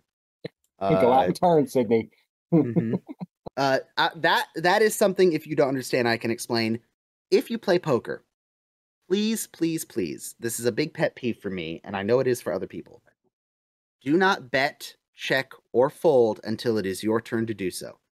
this is the hardest thing for me to explain to people who are playing poker for the first time or the first couple times. You folding or checking or betting before it is your turn could potentially give information to someone who has not bet yet as to what is the smart. Like, if you fold, that might change what they are going to do betting wise. Like, that goes around the table in an order for a reason, and jumping the gun can fuck someone up who is especially someone who is bluffing and trying to trick another person. Like, it can That makes sense. go out in turn, please. Well, should you also not reveal what cards you had when you lose? Yes, if you fold, keep your cards face down, because if you fold and expose that, first of all, any hand you fold on that you could expose another person's hand probably means, well, depending on what version of poker you're playing, you could give away another person's hand. If someone's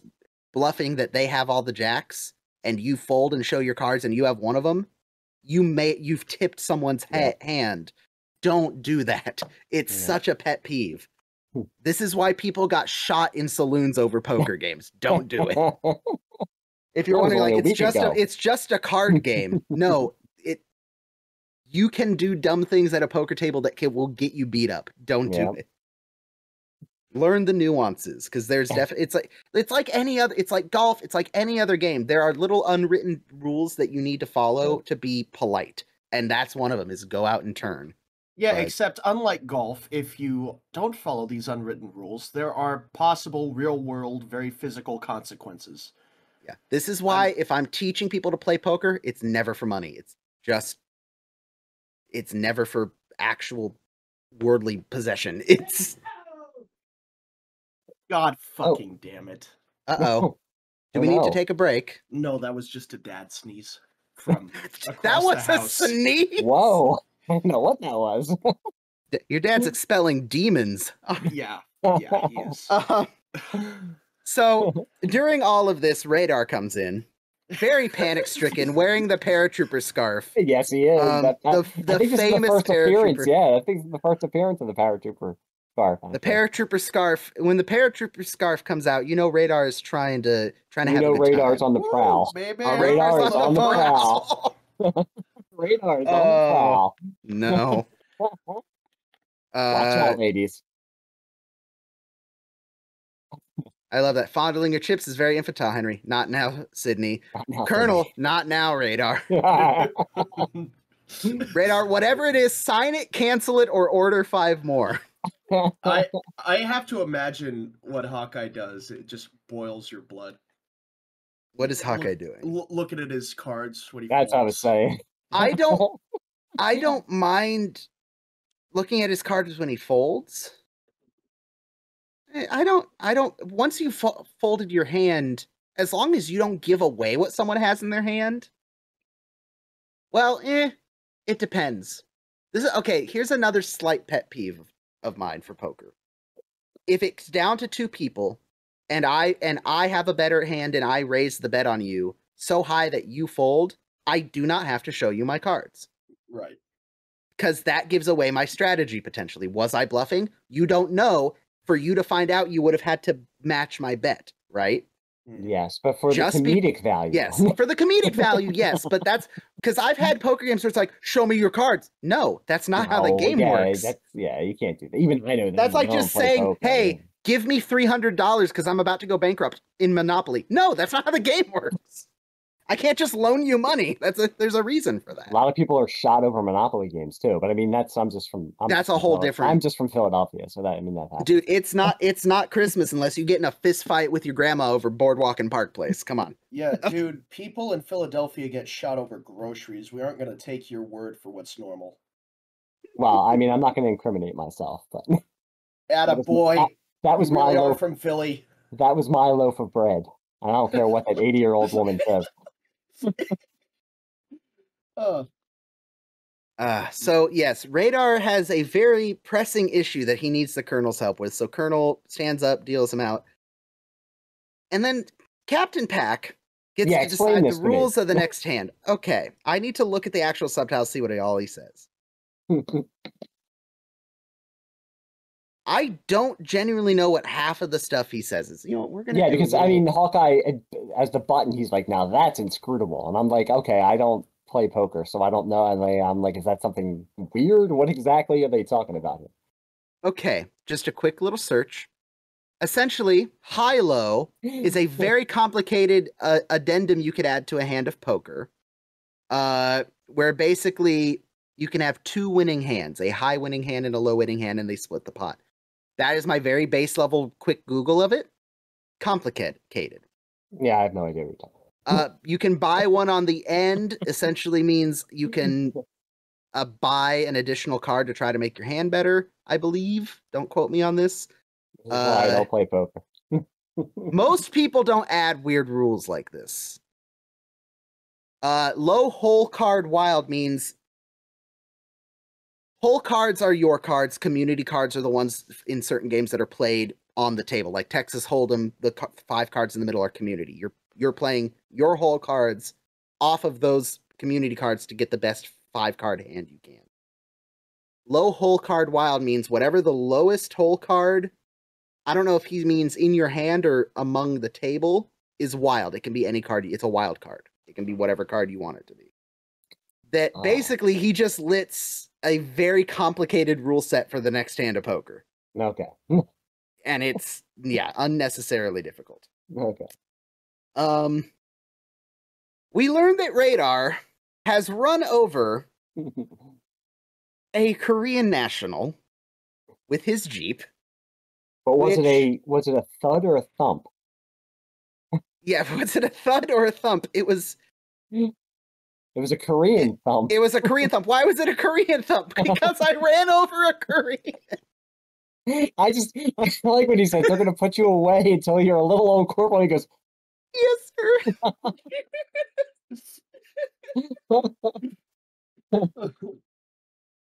So they head over to the hospital, and I love that we get the overhead camera shot of the poker game between. Well, before that, though, I do like when Henry says, "Oh, Radar, don't you think you mean more to me than a pair of deuces?" Than a pair of deuces. I mean, I like that. Again, it's not overly maudlin, where, and again, spoiler for later MASH, where they could lean into the overly maudlin. Even with that, where it's a funny line, but you get that Henry, how Henry feels for Radar. So I always like that. I love that. And I took you off a train of thought. You were saying the overhead. We get instead of going straight into the hospital with Radar and Henry, we do get back to the poker game for just a short little scene. Time we separate the men from the boys, and we get that scene we were talking about where Klinger gets introduced as the school marm, but you get Pat Morita and his like Texan slight comedy chops, because that's the thing I never knew about him, is he was a stand-up comedian before he got into acting. He was a stand-up comedian. I don't think a lot of people know that, because again, like most people know him as, I would bet you if you talk to most people, they would think that he is like Mr. Miyagi, that he is speaking in like broken type of English and all that kind of stuff. And Mr. Miyagi would be the obvious thing, and the fun fact you didn't know is that he was on Happy Days. Everywhere you look, everywhere you... I don't know the word. Oh, what is that? Oh, now I'm gonna go nuts. What's the theme song? Is that? See, that's not Full House, I'm old enough that I would come. No, that's not I Full would House. come home and watch Happy Days in the afternoon, followed by Laverne and Shirley, and then MASH for an hour. This was after cartoons, so I grew up with Happy Days, but it was always weird because it's much like MASH. The early seasons of MASH, before I like was really into MASH, and I was like, who is this like weird? Because I knew like BJ, because they would show most of the BJ episodes. I was like, who's this other guy with like the curly hair? When they would have the Pat Morita episodes, because he was in the early episodes of Happy Days, I was like, why is Mr. Miyagi on Happy Days? What is going on here? Like, you see, actors can play different people. I know, but I didn't know that.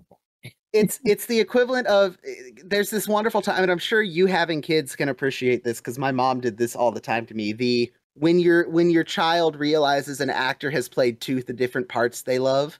Oh, yes. For me, it was teenage me being told that, hey, you're discovering George Carlin's comedy for the first time as a 15-year-old. Great. remember watching Shining Time Station and Thomas the Yes! Tank Engine? And I'm like, yeah, why? Why? Mom, why are you laughing? You didn't see the episode when he introduced Thomas to the 7 words you can't say on network television? No, that broke 15-year-old me for a day or two when I realized George Carlin was Mr. Conductor. But Yeah. No, for my son, I think it was when he saw Christian Bale in Thor: Love and Thunder, and he was like, "What? Wait, that's..." I'm like, "Yes, yes." oh no.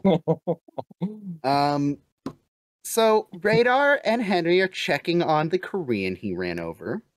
We don't know his name. The Korean he ran over, yes. You know, normal Thursday night activities at the MASH unit. We don't know his name yet, but we will learn his name is Hwang.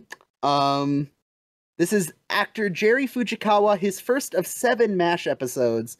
And I quickly looked through the episodes he's in. He's in some great episodes. Yeah, really. He's really, again, one of these little extra... He's like the Z-League of the MASH universe. Yes. Yes. There's a handful of the Asian American extras they bring in as, the local Koreans. They're all fantastic. They're all wonderful. I'm not going to remember the actor's name, but I'm thinking... Yeah, I'm thinking of Bug Out. The guy who's trying to sell them new real estate, or the guy that carves the bust of Colonel Potter. I can't think of the actor's name. I can't remember his name now. They called him Curly, but yes, I know who you're talking about. Yep. Yeah. I think he passed away last year, but yes. He did, because I remember seeing, that's why I'm thinking of him. But one of my favorite lines from a non-main actor is used to be round. And again, Ethan has no context for that. No, but it's one of my sitting here patiently waiting for something I can contribute to. You will, don't worry. But not if I have anything to say about it, and I do. Because I need to run upstairs and get another beer. So start. Attaboy. Okay. I feel bad for Ethan, because this is one of those episodes where if it were just me, I'd still be doing the nerding out, because this is just one of those episodes. But I will give Mike a chance to get a beer, and for the MASH nerds to take a breather. How are we feeling about this episode so far, Ethan? We're about a third of the way through it. We've met some of the extra characters that we get either long-term or short-term. How are we feeling? Where are we at? We're a third of the way through the episode. Where are we at? How are you feeling about this episode?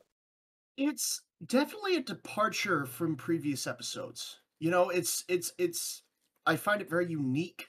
I find it in a different style, but I like it a lot better, because a lot of the episodes, the Schema Week style, they take place over many days or hours or just a long length of time. When this is just, your average poker game in the swamp.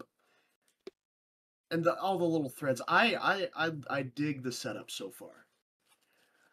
So again, we still have more than half the episode to go through, but we talked a little bit about it in the first episode he was in. How do we feel about Dr. Friedman, Alan Arbus? Yeah, I hope I didn't miss anything important. Not really. Ethan, what do you think? What do you think of Sidney Friedman so far? I absolutely adore him, and for a second I thought he was the guitar player from episode previous. They are both curly-haired, mustached men. I will give you that. Yeah. That's Corey Fisher. I'm remembering that name. Yes, correctly? You are correct. Ah, good. My knowledge is being retained. List to play around at Texas Hold'em with a psychologist, because sounds so incredibly entertaining. I'll save Pat Morita. I'll save Sam Pack when we get to the other recurring character that we meet this episode. Sam Pack.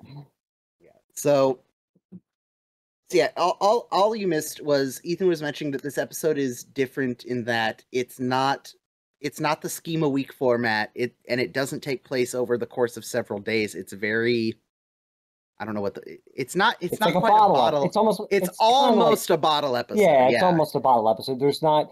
It's weird because there are kind of like different storylines, but they're all related to the main storyline. So I mean, it's It's very creative. these It's very creative, actually. It's not, they use that deal me out format really well, where they're like, okay, Henry's gonna say deal me out. He goes and deals with his storyline. Hawkeye and Trapper say deal me out. They deal with their storyline, and then they all kind of like come together at the end. But yeah, that's really a good insight into it. I like the episodes of MASH that do this. For the other two that come to mind that have a similar layout to this is oh, am I gonna say it's I forget which one is which, but it's Deluge and OR. I can't remember. Yeah, no, you're right. Yeah, they're both kind of they're almost the same episode, Yep, but they're different. One's early season, one's I believe it's season 4. Yeah, season 4. So it's a Henry and a Colonel Potter are the two big. And they're basically the same kind of thing, where it's like one overarching event, offshoots into different storylines that are kind of related to the main event that's happening. And the other episode that I think of is It Happened One Night, where it's just Margaret and Hawkeye on post-op duty, and there's just other things happening in camp that kind of converge through post-op. I love those episodes. It's not some big, crazy, life-threatening situation or surgery or... No, it's like a day in the life of the... It's just a day in the life. Yep. Yeah. I love it. So, back to Mr. Huang here. I'm just watching him lay on the bed. Yeah, so Henry is inspecting him. Something appears to be wrong, but we're not sure what. He has no obvious injuries. Well, he is older than Moses. He is older than Moses. He's seems very distressed and very rigid. God. Hey man, the actor gives it his all. I'll give him that. He gives it his all. He is emoting. But it worked. I mean, it does work. I mean, I was watching it again. That's one of the things I always remember about this episode. I'm like, yeah, he kind of goes over the top. Mortis, that's rigor vivere. Yes. Like he goes over the top, but I mean, I get it. He makes it work. He does. And I love that Radar is mortified at everything that's happening, and Henry's like, I don't know what's happening, but he's not dying, so I'm gonna go back to the poker game. Give me some X-rays, and let me know what's going on. Like this clearly isn't an immediate Radar. Yes, this clearly isn't an immediate emergency. That really cements the father-son relationship in my mind. All right, everyone alive? Cool. We done here? I'm gonna go back to my buddies. Most definitely. I had last week. I said to my son, I'm like, can you go like empty the trash upstairs in the bathrooms? And I was in the other room, and all I hear is like a thump. It was an American thump. It wasn't a Korean thump. And he had hit his head on like the counter or something, because God forbid he would actually do like a chore and not hurt himself. He had to get out of it somehow. But he hit his head, and my wife was like, "Oh my goodness, Papa!" I'm like, "Is he bleeding? Is everything all right?" And she's like, "No, there's no blood." I'm like, "He's fine. Everything will be good. Let me know if like he passes out or starts vomiting. He'll be okay." And he turned out. I mean, he slept that night. He didn't die in his sleep overnight, so everything was fine. Yeah, that's the kind of thing you sleep off. Head wounds. Yeah, okay. Remember, kids, sleep off your head wounds. He has a very hard head.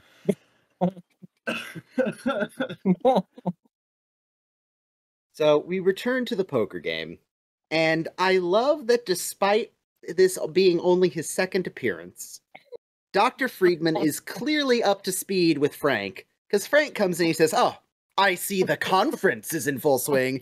And Sydney, without missing a beat, looks up and goes, "Hi, Frank, what's new up on the mount?" Oh, I love it. Love it. Read any good commandments lately? Yeah, and the fact that they gave those lines to Arbus, not Alda. Yes. And Pat Morita. Pat. Yep. That's the moment where I'm like, yes, you kept Sydney. Give us more Pat. Give us more Sam. Yeah. They could be you could have easily given that to Hawkeye and Trapper, and I'm glad they didn't. Yep. The thing about Sydney is you can insult a man, you can jab at a man. A psychologist could probably destroy you. Dude, I think... Yeah, seriously. And you know what's funny? In future episodes, He does. He kind of really tears Oh, thank apart a God. character in Thank one God. episode. Thank God. I'd love to help you, but with your schizophrenia, I'd have to charge you double, is a line that comes out of his mouth. Yes. Yeah. And it's so great. But I mean, even with this, where when they say, you never enlisted, did you, Klinger? And he starts telling the story about it's like when they came for me, I jumped into a bathroom in Grand Central Station. It took them $4 in nickels to get me out. All of I them love laughing. that we're getting Klinger lore. Klinger lore is like, my even favorite. in that, like, it's funny, but you're getting yeah, exactly. You're getting backstory about Klinger, and they're all laughing. And then when Frank says, like, officers laughing about a draft dodger trying to, not join the army while a real American lies bleeding in OR. It's like the transition is just great. Like, it's not like on the nose, and it goes from them laughing to Hawkeye and Trapper, saying, like, who's bleeding and what's going on. Timeout. What's that? What'd you say, Frank? Yeah. And I love that Frank explains you can't operate on a CID man unless another one is present. Long pause. Sydney, that's crazy. Crazy. just wait, what? Did you hear what you just said, Frank? Yeah. And are you okay with that? And then after Frank tries to justify it, just Captain Pack saying, I lost a kid that way once. That's all it takes. It's just, hey, you guys probably deal with this. And I give it credit again, and I'm speaking as somebody who's seen, like, the whole series and is, like, a super fan, but, like, just they're not, like, it's just so natural the way they're doing it, where they're not, like, it's not highlighted, you know what I mean? It's like, it's just so natural. It's like, that's who these guys are. They work hard and they play hard, they party hard, but when it comes down to saving lives, or like, what's going on, and the way Pat says that, he's like, I lost a kid like that. I mean, they can be messing around and making fun of Frank and stuff, but I mean, when it comes down to it, they're all about, like, keeping these people alive and stuff like that, and they're professionals. And that's when he says that, he's like, I lost a kid like that, and yeah, it's great. I mean, it's a little thing. It's just something that I've always noticed. I love him. And the way he does it too. He's funny, and Pat Morita is so funny in this, but, like, you buy his character when he says that. You know what I mean? Yeah. It's not said with any over dramatization. It's just, I've seen this before, and it does not typically end well. Yeah. Like, oh, well, that's all we need to know. And we see that Hawkeye and Trapper do go and start surgery, and we see that Frank's precautions were not gonna work out. He was too injured. He was bleeding too profusely. He's drowning in his own blood, I think he says, right? Doesn't he say he's drowning in his own blood?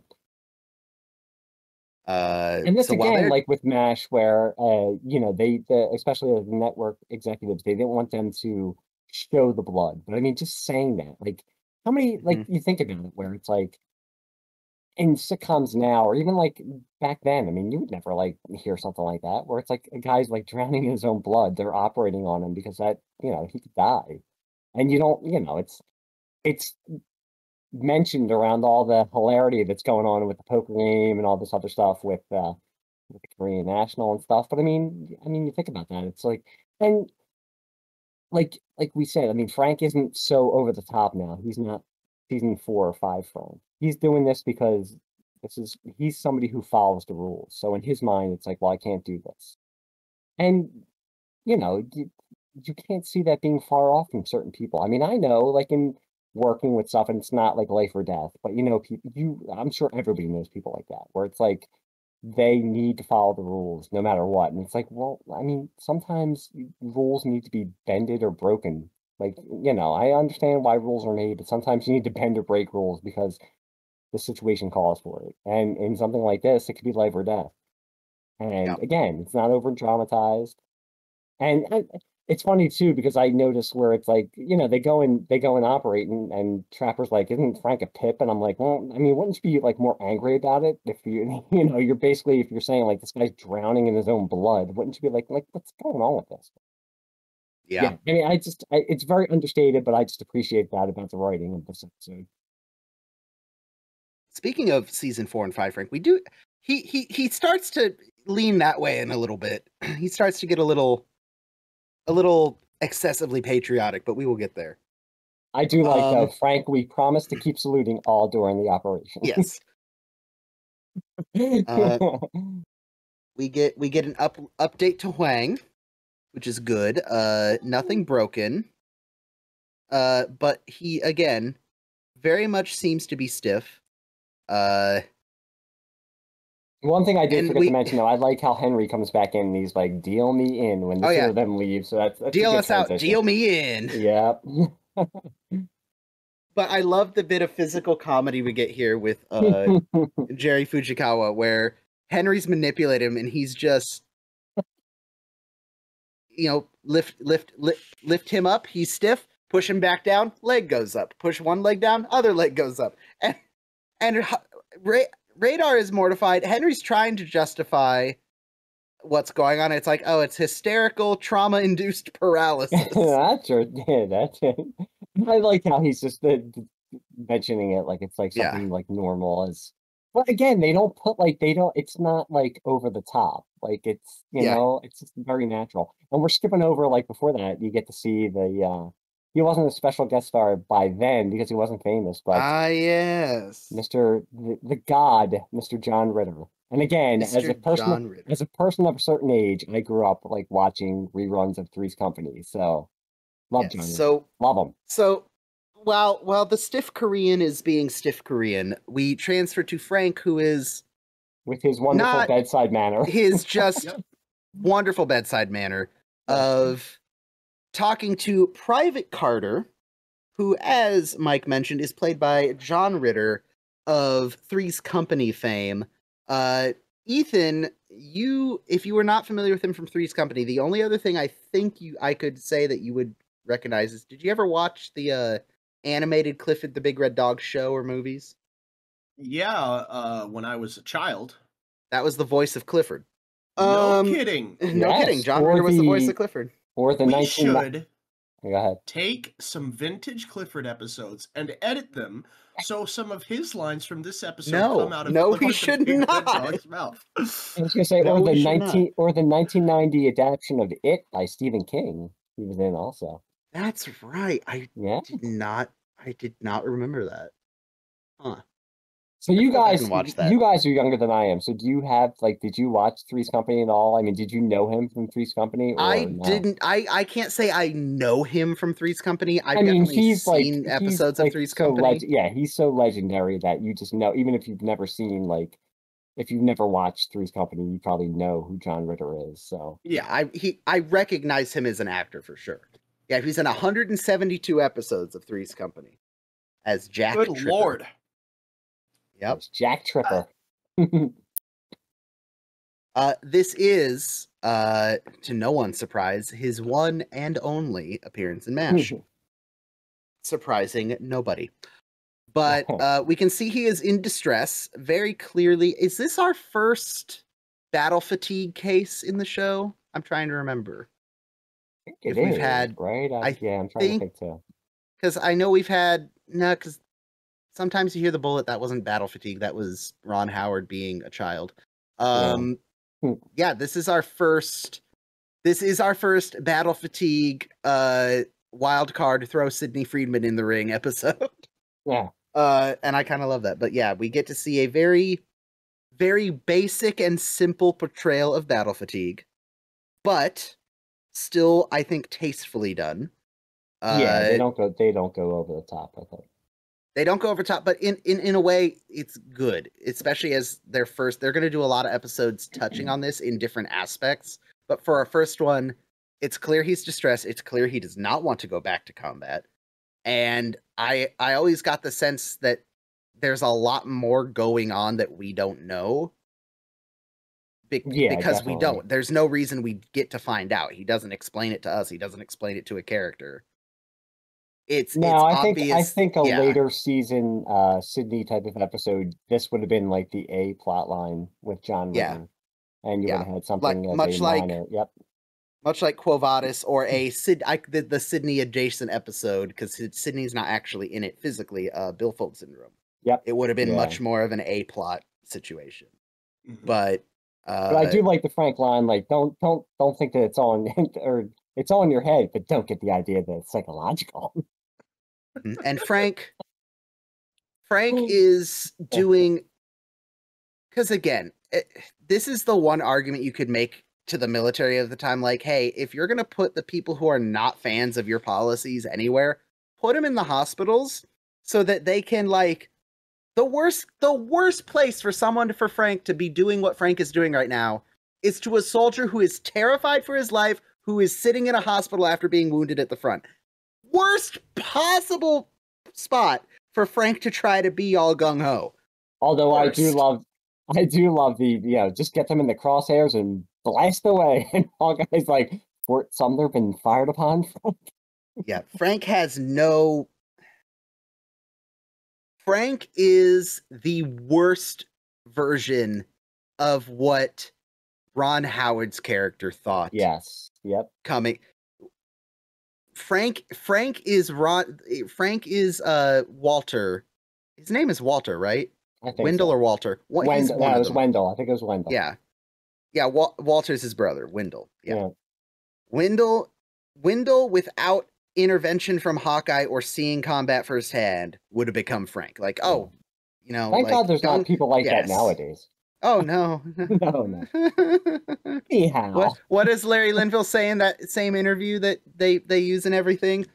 Luckily, there are very few Frank Burns in the world. And if you know a Frank Burns, run. Run.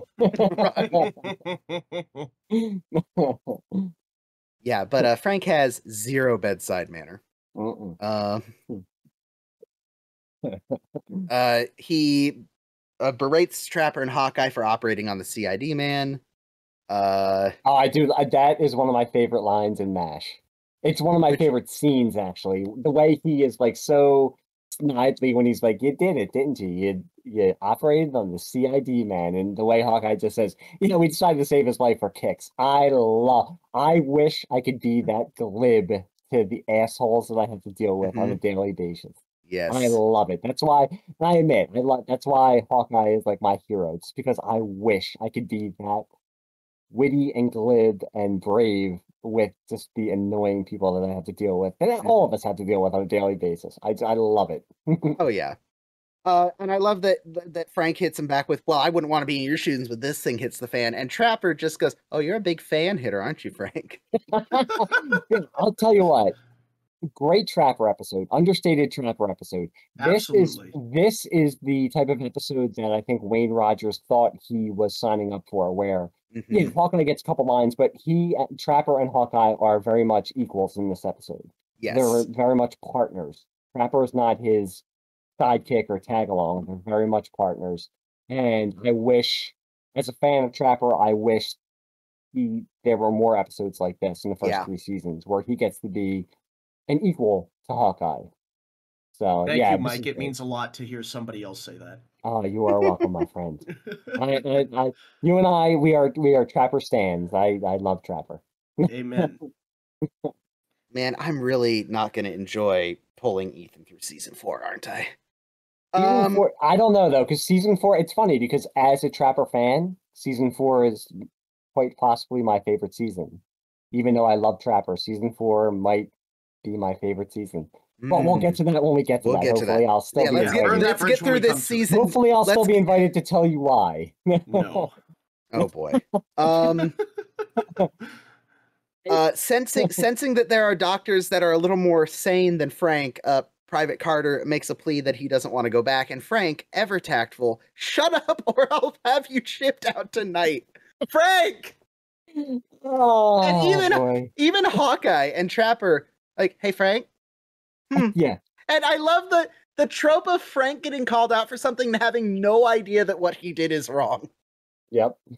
Doctors, medicine, compassion, remember? And then we get the announcement. I'm sorry. I was gonna say that's what makes him a great, like, and I'm doing air quotes, like, villain. That Frank, he doesn't he doesn't realize he's being that way. Where he comes from, he has his own practice. He's used to people listening to him and not questioning him. So, and he's used to being the smartest, and again, air quotes, person in the room. he's not a terrible doctor. He's somebody also put in a situation where he's put in a crazy situation just like Hawkeye and Trapper, but he deals with it differently. Whereas Out they of his can element. Yeah, whereas they can process it and say like, okay, I know these are the rules, but you know what? Sometimes these rules need to be broken. He can't.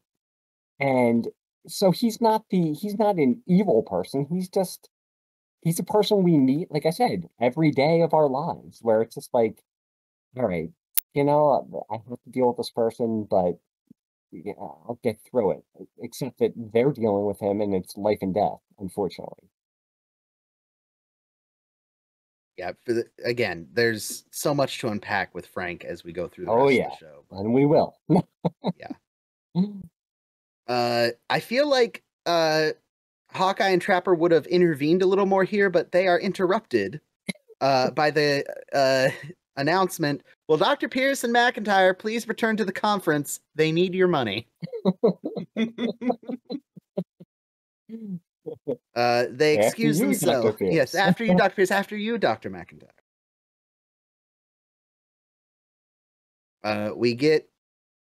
We get more poker, and it's again, it's just casual poker. I love Pat Morita. You like to take a look at my whole card, gringo? I don't know why I love that line so much, but he delivers it so well.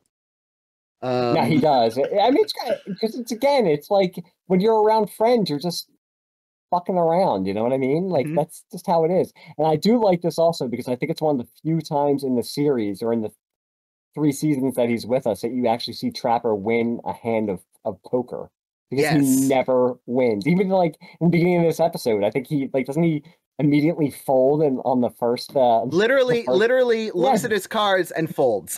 El foldo.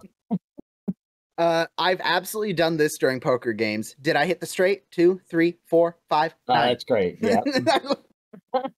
Just the disappointment of because the straight in poker is one of my most least favorite hands because it's literally the most gambler's gambling hand of poker in my mind because it's like my brain sees sequential numbers. I only need one more. Surely one of these cards will be it. I'm sure if I just keep putting money on the table, I'll get a 6. Please? No? Okay. I think I've lost probably 40% of all the money I've lost in poker chasing a straight. Chasing a straight, yep. And I think yeah. Yep. Mm-hmm. Yep. Anyway.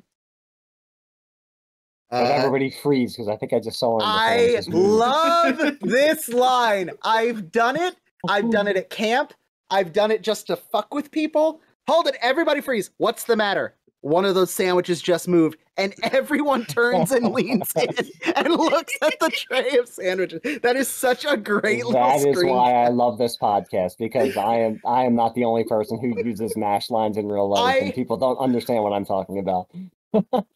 I kind of want, the dogs playing poker painting. I kind of want them all staring toward the camera, framed. I kind of love it.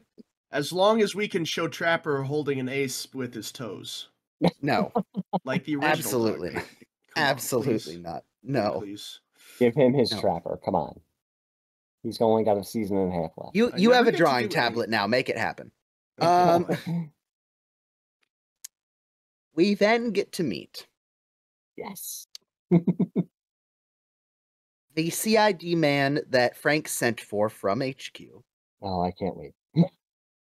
Captain Halloran, played by Edward Winters. I wonder if we'll see him again. Or Edward Winter. It's not plural. One winter, not multiple. Good. I don't think I can stand another winter. Lots of... Oh, I completely forgot to mention this. Pause on Edward Winters.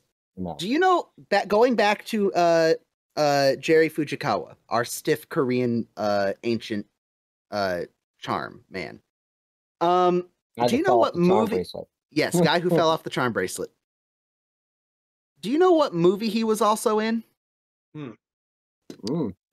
No, but I bet you're going to tell us. He is in Tor, Tor, Tor? I No. no, not Tor. Ah. He is in. I gotta find it because I want to get the date. Oh, where are you? Oh, why can't I find it? I'm so angry. Oh, here it is. 1978. Starring Harry Morgan and McLean Stevenson. The cat from outer space. He is also in The Cat from Outer Space. This is the third time it has come up. Cinematic masterpiece. So help me God, if I have to watch this movie because of You this are- fucking no, podcast, no. I'm going to shoot myself. Look on the bright side. We aren't going to watch it till at least season 4 because we need to at least meet Harry Morgan first. We are absolutely watching The Cat from Outer Space. We have like 5 or 6 years till then. I'll promise you this. In the same year that we watch Cat from Outer Space, we'll do the Easy Rider episode to make Okay, up you've for got it. a How deal. about that? Thank you. There you go. And like we that, still I'm have on board. we still have to Anything's watch easy. we still have to watch Bonzo Goes to College and there was another movie we were going to watch. Yes, something. Yeah. I do want to watch the first Bonzo movie because the concept of Ronald Reagan on screen with a chimp is I need to watch it. I honestly thought those were fake movies. And they're not. But anyway, back to Edward Winter. Lots again, very similar to this conversation. very similar to a lot of the actors we've seen on MASH. Lots of 1 or 2 parts in various TV shows. Lots of bit parts in some movies. His top IMDb credits are honestly things I don't immediately recognize, but that's because I'm a child. To give you again, this is the problem. Of the 4 main things that he's credited for, MASH is one of them, which already tells you it's going to be difficult. He is in an episode of The Greatest American Hero. No, I do not need to hear the theme song again. Yes. Bad. Believe it or not. Yes. I never thought I could feel so free. I still have the sound clip from the episode where Ethan sang it, so I guess I'm putting it in here. But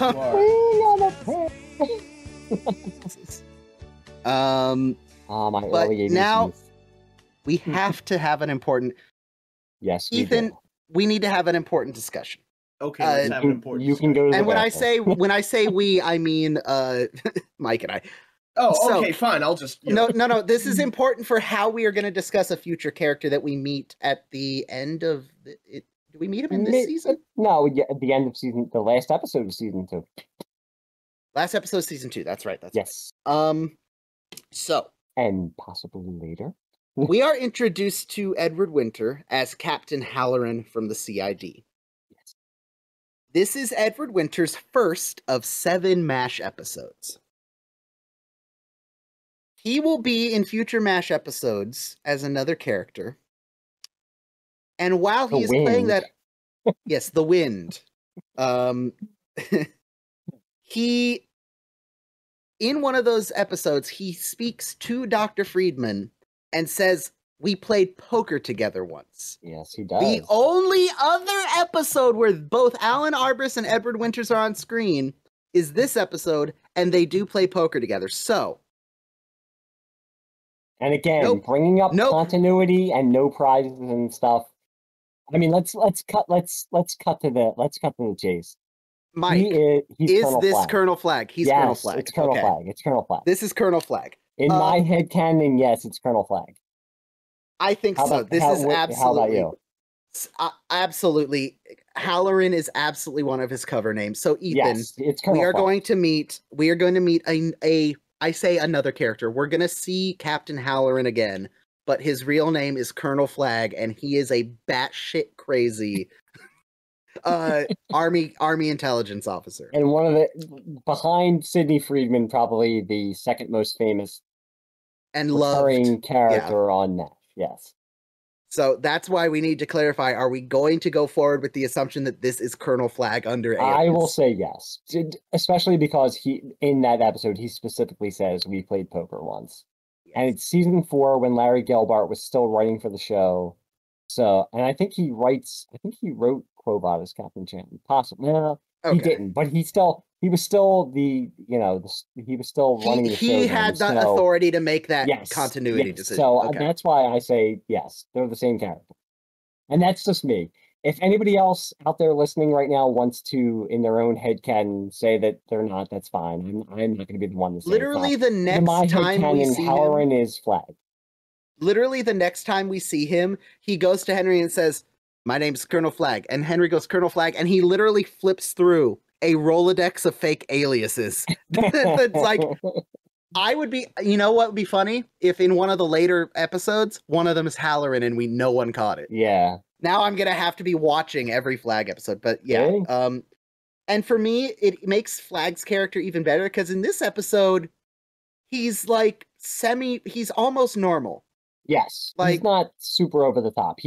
I feel like he gets crazier with each appearance. Yeah, he does. He gets, yes. Which says something about Army intelligence, but anyway. And also says something about the show. I mean, he's very understated in this episode, but still very funny.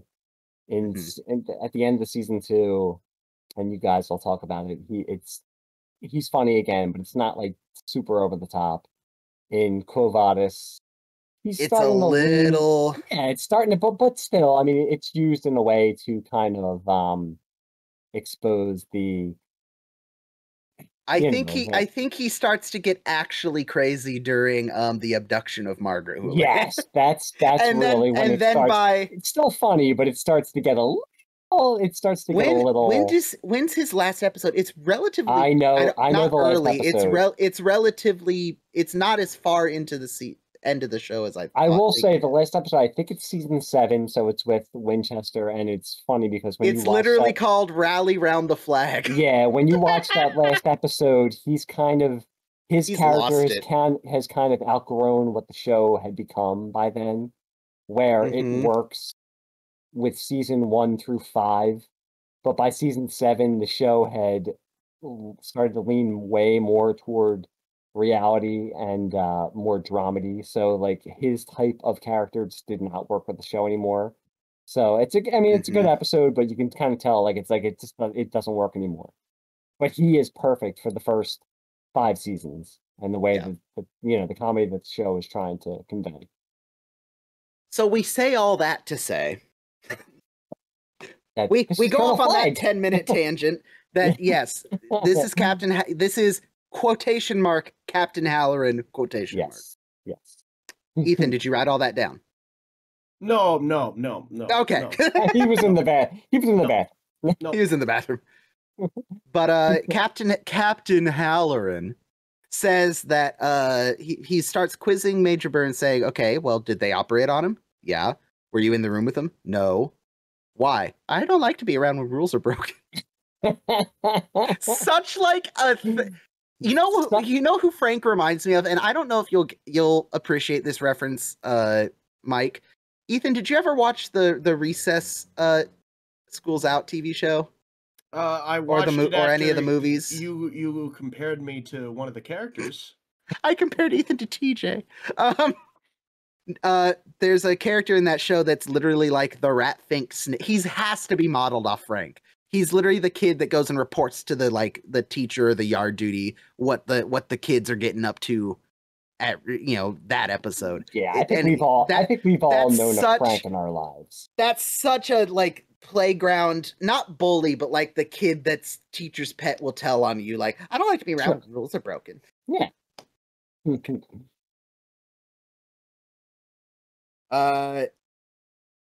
And I love that Captain Halloran, quotation mark, man, I regret not sticking to my Alan Arbus praise be unto him, like I started with. I was gonna make that a thing, and I just didn't have the energy tonight. I'm realizing, but I love that Captain Halloran / Colonel Flag is not. He's kind of figured out Frank at the moment. Like, intelligence is something I try to avoid. I can see that. I can see that. He's much more measured in this first episode. He is. Yes, he is. He's a lot more grounded. He's the Christopher Nolan. He's the Christopher Nolan Captain Colonel Flag. But I do. If there's one thing I can point to say this if there's still someone out there that says this isn't Colonel Flag, he's a different character. It's like when Harry Morgan played blah blah blah. No, Yeah. there is one line delivery that if this isn't Colonel Flag, I will eat my hat. It's when he says, "I want a reliable MP with a pad and a pencil sitting next to him all the time." It's like that delivery is Colonel Flag. Like the way the cadence of it. Mm-hmm. It's so good. And then Frank gets weird. You people really do know a lot of secrets, don't you? Yes, we do. Stuff about the war and the commies and the things they do to women that won't talk. He looks around the room, rolls his eyes, and goes, "Yep." Well, you know why Frank was saying that. As you've noticed, there is no Margaret in this episode. There is no Margaret in this episode or in Incubator. Yes. Yeah. So, I mean, Frank is he's feeling He's starved. He's yes. needing attention. Yes, he is. I love this. Lights out. Stuff it, Major. Throws bedpan. He's pretending to be violent. Good imitation. I love it. I really can't hold it against somebody who wants to throw a bedpan at Frank. No. Let's see. They're playing. Okay, they are playing 5-card stud. I've not played 5-card stud in a long time. But we get back to the poker game. And is it Hawkeye? I have it muted, but I have the subtitles. Is it Hawkeye? They ask what's the psychiatric basis for gambling? Yeah, Hawkeye asked him. Yep. And I love how, much like Ethan said, Freudian psychology. What's the psychiatric basis for sex? Doesn't even look up from his cards. Sex. Yep. It just illustrates why he would be perfect to be in the cast. I mean, but then to kind of throw it, throw it in Ethan's face, though, he says to throw it in Ethan's face is like, I don't know. They told me to say it. To say it. They told me to say it. Sex is why we gamble. Sex is why we drink. Sex is why we give birth. And then I love this. Thank you, doctor. I'm taking a $5 chip. That was a house call.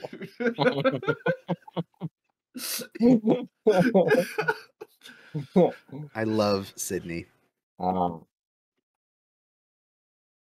It's just amazing because I'm watching along also on mute and I just paused it and there are 8 minutes left in this episode. And this episode, in a good way, feels like it's like 2 hours. There's so much in it. It's so good. So funny that you don't even realize it's like 24, 25 minutes. I mean, there's so much going on and it's like, oh my God, there's only like 8 minutes left. I can't believe it. And so Frank comes in with Captain Halloran. There they are. Those are the two. Pierce, McIntyre. Yep. You two are under arrest. And I love Henry. Whoa. Wait. Yeah, but you know what? I will give Henry credit because as much as we say like, oh, well, you know, he's not like a great CO. I mean, he picks them up. You know, he says like, you know, I need to know why these two are being arrested for whatever. I'm sure by this time he's used to like people saying they're going to arrest Hawkeye and Trapper, but I mean, at least he's not like, okay. I mean, he'll stand up for them. He knows that if they're doing something, they're doing it for a reason. Yeah, nobody arrests them without telling me the whys, the wherefores, and the reasons thereof.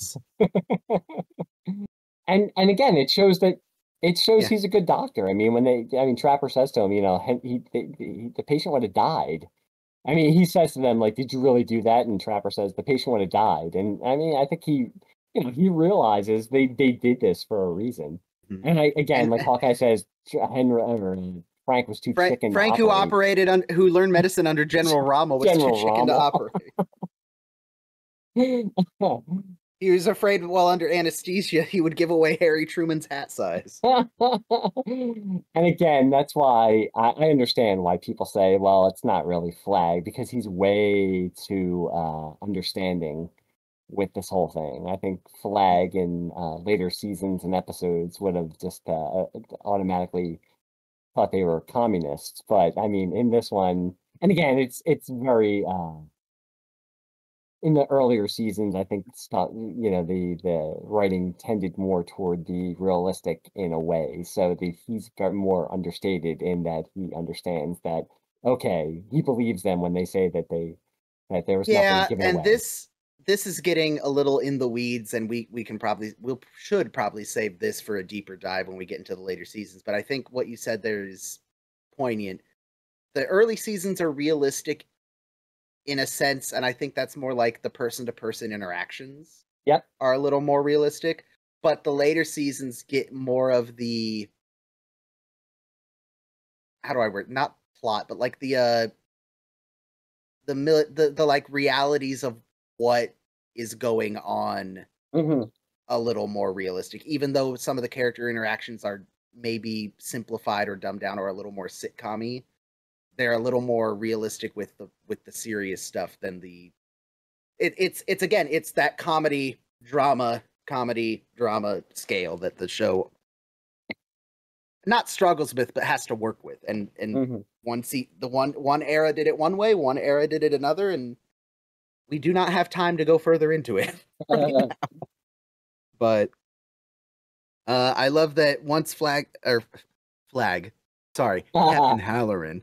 Once Captain Halloran starts Freudian getting the slip there. details, yeah, once Captain Halloran gets the details, he's like, wait a minute. Can these men be trusted? Absolutely. What about her? She's my wife. Right. That's a Love it. very interesting joke, Sam. It's a very interesting joke, Sam. Thanks for seeing me, Sydney. Throws him a $5. And again, it's just like a little aside, but it's so funny. And as soon as Halloran realizes that literally there's no reason for him to be here, he's slightly annoyed at Frank. But in true fashion, they just say, well, if you're interested, the blue ones are 5, the red ones are 10, and the whites are 50, or the reds are 1 and the white ones are 50 cents. Deal me in. Deal me in. And again, Frank's just kind of at a loss. Again, one of the greatest, best lines and line readings of the whole series when he says, it's amazing. Everybody is corrupted when they come in here. And Hawkeye just says, hurry up, Frank. The good ship Lollipop is leaving. Oh, I'm using that in my day-to-day life now. I'm gonna make a point of it. Yeah, whenever someone's being too sanctimonious, just the good ship Lollipop. Exactly. It's just like, again, like you don't even have to say it like it's not like a cutting barb. It's just, but it just like gets to the underlying just idea of Frank, where he's just like, and again, because you know the character too, because it's like it's fake sanctimony, because he's somebody who's cheating on his wife and is cheating on his taxes and a terrible doctor, and just like, you know, it's hilarious. I just love the way the line is read, and it's just great timing. It's amazing. And it's true too. Yeah, much like you said, there's 5 minutes left in this episode, and we still have a gunfight. Yeah, yeah. I still can't believe there's that still to happen in the episode. I would like to acknowledge that Trapper is drinking a martini with like 6 olives in it out of an Erlenmeyer flask with a surgical tube straw. I need to point that out. And then another great line delivery, possibly one of my favorite, which is a high praise for Edward Winters in this series. Hey, up close, you're a guy. Far away, too. Yeah, it's one of the most one of the most famous lines ever, yeah. Oh, no. Radar comes in and explains that Mr. Huang is apparently doing much better, and says if you give him $50, he won't report this incident to the MPs. Which, wow, how convenient and nice of him. That's amazing. And again, where I was saying that it would be nice to have Captain Pak as a recurring character when we get some of the more Korean national heavy episodes, we get Colonel Pak chimes in, Corporal, this little old man, is he anywhere between 50 and 200 years old? Looks like he fell off a charm bracelet. He said he wouldn't report you if you gave him the money, right? Well, you know who you got here, Henry, the famous Whiplash Wang. But I like it too when Hawkeye says to him, "It's kind of pathetic, right?" And he's like, "Yeah, but and again, like they're not putting like an exclamation point on it, but I mean, I'm sure this kind of stuff happened. I mean, you don't think about it when you're going But- into another country and Well- disrupting people's lives. Where But this Call is down what I. schemes have been Oh, going go ahead, on go since ahead. the dawn Yeah. of time. Like, Yeah. and you know, they're lucrative. Yep. Pros, like professionals, can get hit by a car going up to 25 miles per hour without serious injury. Yep. There is a technique to it. Huh. And I'll teach all of our listeners about it on How to Con the Wilson Way. It's our Next Patreon on the exclusive. in the Patreon, That's a Patreon on a Patreon exclusive. How? If that doesn't get people joining, I don't know what will. Followed by the Frank Burns tax method, how you can succeed. No, but this is what I love and why I wish Captain Pack, because there is, if you, much like, in a way, similar to Frank, if you grew up in America and didn't have a war being fought outside your front door, Hawkeye's statement is, it's kind of pathetic. It's like, why would you do that? But Sam puts it into context. Yeah. It's like, yeah, it is, in a way, but he was a farmer before the war, and now this is how he makes money. And yeah, he had to hit the road, literally. Literally, he had to hit the road, literally. But I do like that where Halloran says I can run him in, and he's like, maybe you will on the way home. Maybe you will on the way home. But that's what I appreciate about the 2 episodes we get with Captain Pack, is that he puts some of this.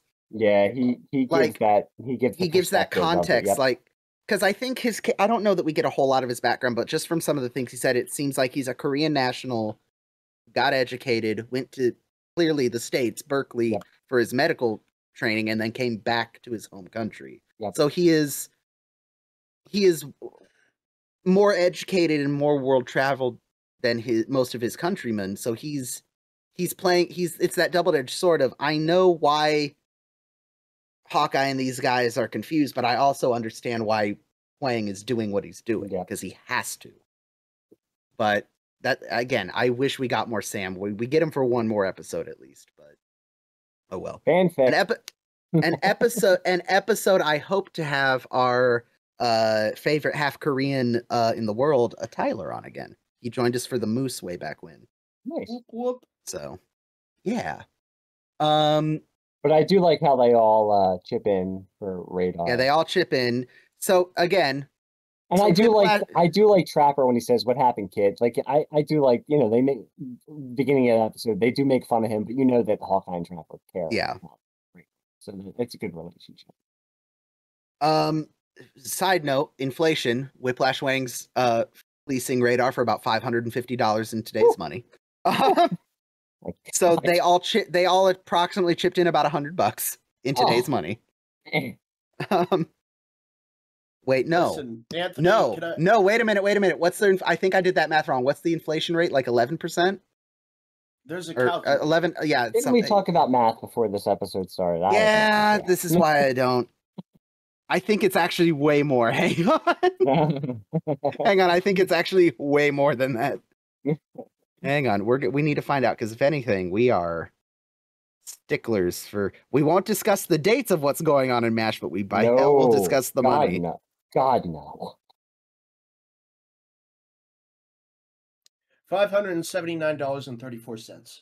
Okay, so my math was right. It's $550 plus. Okay. Anthony, can we have an aside, friend to friend, longtime friend to longtime friend? If you hit a Korean national with your Jeep, you're not giving me $100. No way in hell am I kicking in $100. That's on you. Either go out and finish the job, or I don't know, rob a bank. That's between you and God at that point. As a Patreon, I do say you can go into the Patreon money if you need to take it. I have no problem with it. Good. Our board of directors has given me permission to use company funds. Good. Now we just have to find a Korean national to hit. Yeah. Oh no, this is not. We're not Who's hitting the guy Korean that national. Sang that Gangnam Style song. No. I'm sure somebody hit him with a car. Really, of all the Koreans in the world, that's the one you want to hit with a car? There's no other, maybe slightly more closer to the North Pole Korean you want to hit with a car? There's no other. Nobody else on the Korean Peninsula. No one else comes to mind. I don't think anyone has inflicted as much human suffering. I'm gonna pull the clip from like 10 episodes ago where you said Korea wasn't a real place. I can't remember what episode, but I remember you said it. So they all chip in for radar. They've been going for it started at 6 p.m. It's now 2:30 a.m. according to Sydney. There's suddenly gunfire. They said, was that gunfire? It's 2:30 in the morning. Maybe there's an after hours war around here. And I didn't catch this the very first time I ever watched this episode, but the reason they all duck is because a round takes out Frank's little shelf behind Sydney. Yep. So there are rounds a flying. They all dive down, and Sydney front and center. I'm not going out there without a bulletproof couch. One of the best lines. Great line read. There are so many great lines in this. The dumbest iconic lines in this series. One of the dumbest camera shots, but also one of my favorite of the entire show is Klinger's hat and glasses over the edge of the table. He pops up, looks around, pops back down. I'm not gonna lie to you though, like the way we know his backstory as he was with the shiftier people in he is Toledo. a street kid of Toledo. A lot of them look scared. He looks more like, okay, something's going on. Let's assess. Yes, let's assess. You know what I mean? But yes, it's great. Where you just see the sunglasses, then he pops up. Meanwhile, at the other end of the table, okay, the first thing people do in a situation like this is panic. Hawkeye, good, I'm doing it in the right order. The contrast of Klinger, the Aladdin of Toledo, to Hawkeye, I haven't left my hometown until I was drafted. But again, I love that, where he's like, me, one bullet, and Trapper, again, where he says, anything you put in him, we got to take out. Again, it's very understated, but I would love to, I will admit, I lean more toward the side of Bleeding Heart liberal, and I will say that I lean that way because I watched MASH as a kid, and because I liked Hawkeye. I would love to say that I would be the person who would say that the way Trapper does. I would love to be that way. I don't know if I would if I was in that situation, but I appreciate the sentiment. I will say that. But even then, it's not over dramatic. It's not no, you're not gonna shoot him. Yes, it's hey, let's not overcomplicate this. Yes.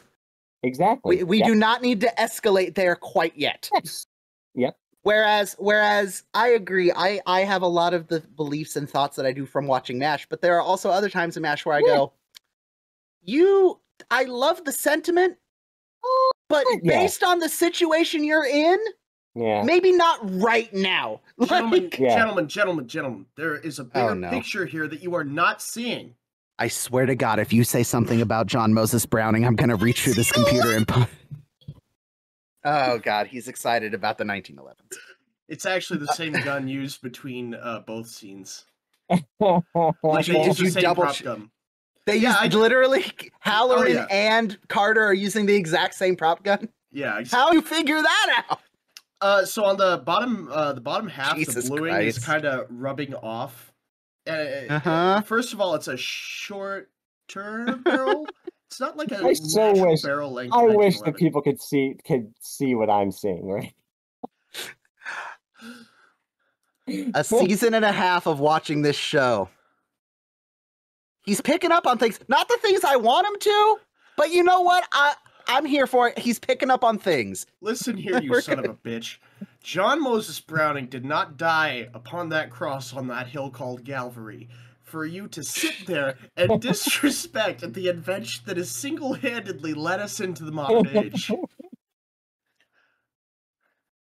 Mike and I think MASH gave us some liberal tendencies. Ethan, guns! See, we keep everything in balance here on Best I mean, can I say, okay, one bullet, just don't use the gun. One bullet, don't use the gun. There we go. I mean, a .45 caliber handgun round in its casing, that's not a small. That's like throwing a decent sized glass or steel marble at someone. That could do some damage, actually. But so Private Carter has blown his top, as Radar says. Yeah, Radar so Eloquently puts it. Eloquently, yeah. Yeah. Hey, it gets the message across. To be fair, takes Frank hostage in the shower because Frank, in his mind, is the one that's going to send him back to the place he doesn't want to go. So, Frank, you brought this on yourself. I blame you completely. But I will give credit, like a tour de force for Larry Linville, where it never his comedic timing and performance never undermines the tension in the scene. It's perfectly balanced. It really is. It's perfectly balanced. He stays within his character and you still buy it. It never falls into farce or too much silliness with him. It's just he stays in character. It's like perfect for him. He's a weasel, and he's still trying to weasel his way out of it, even at gunpoint. Even I would also like to point out John Ritter in this scene. He's doing a good job of.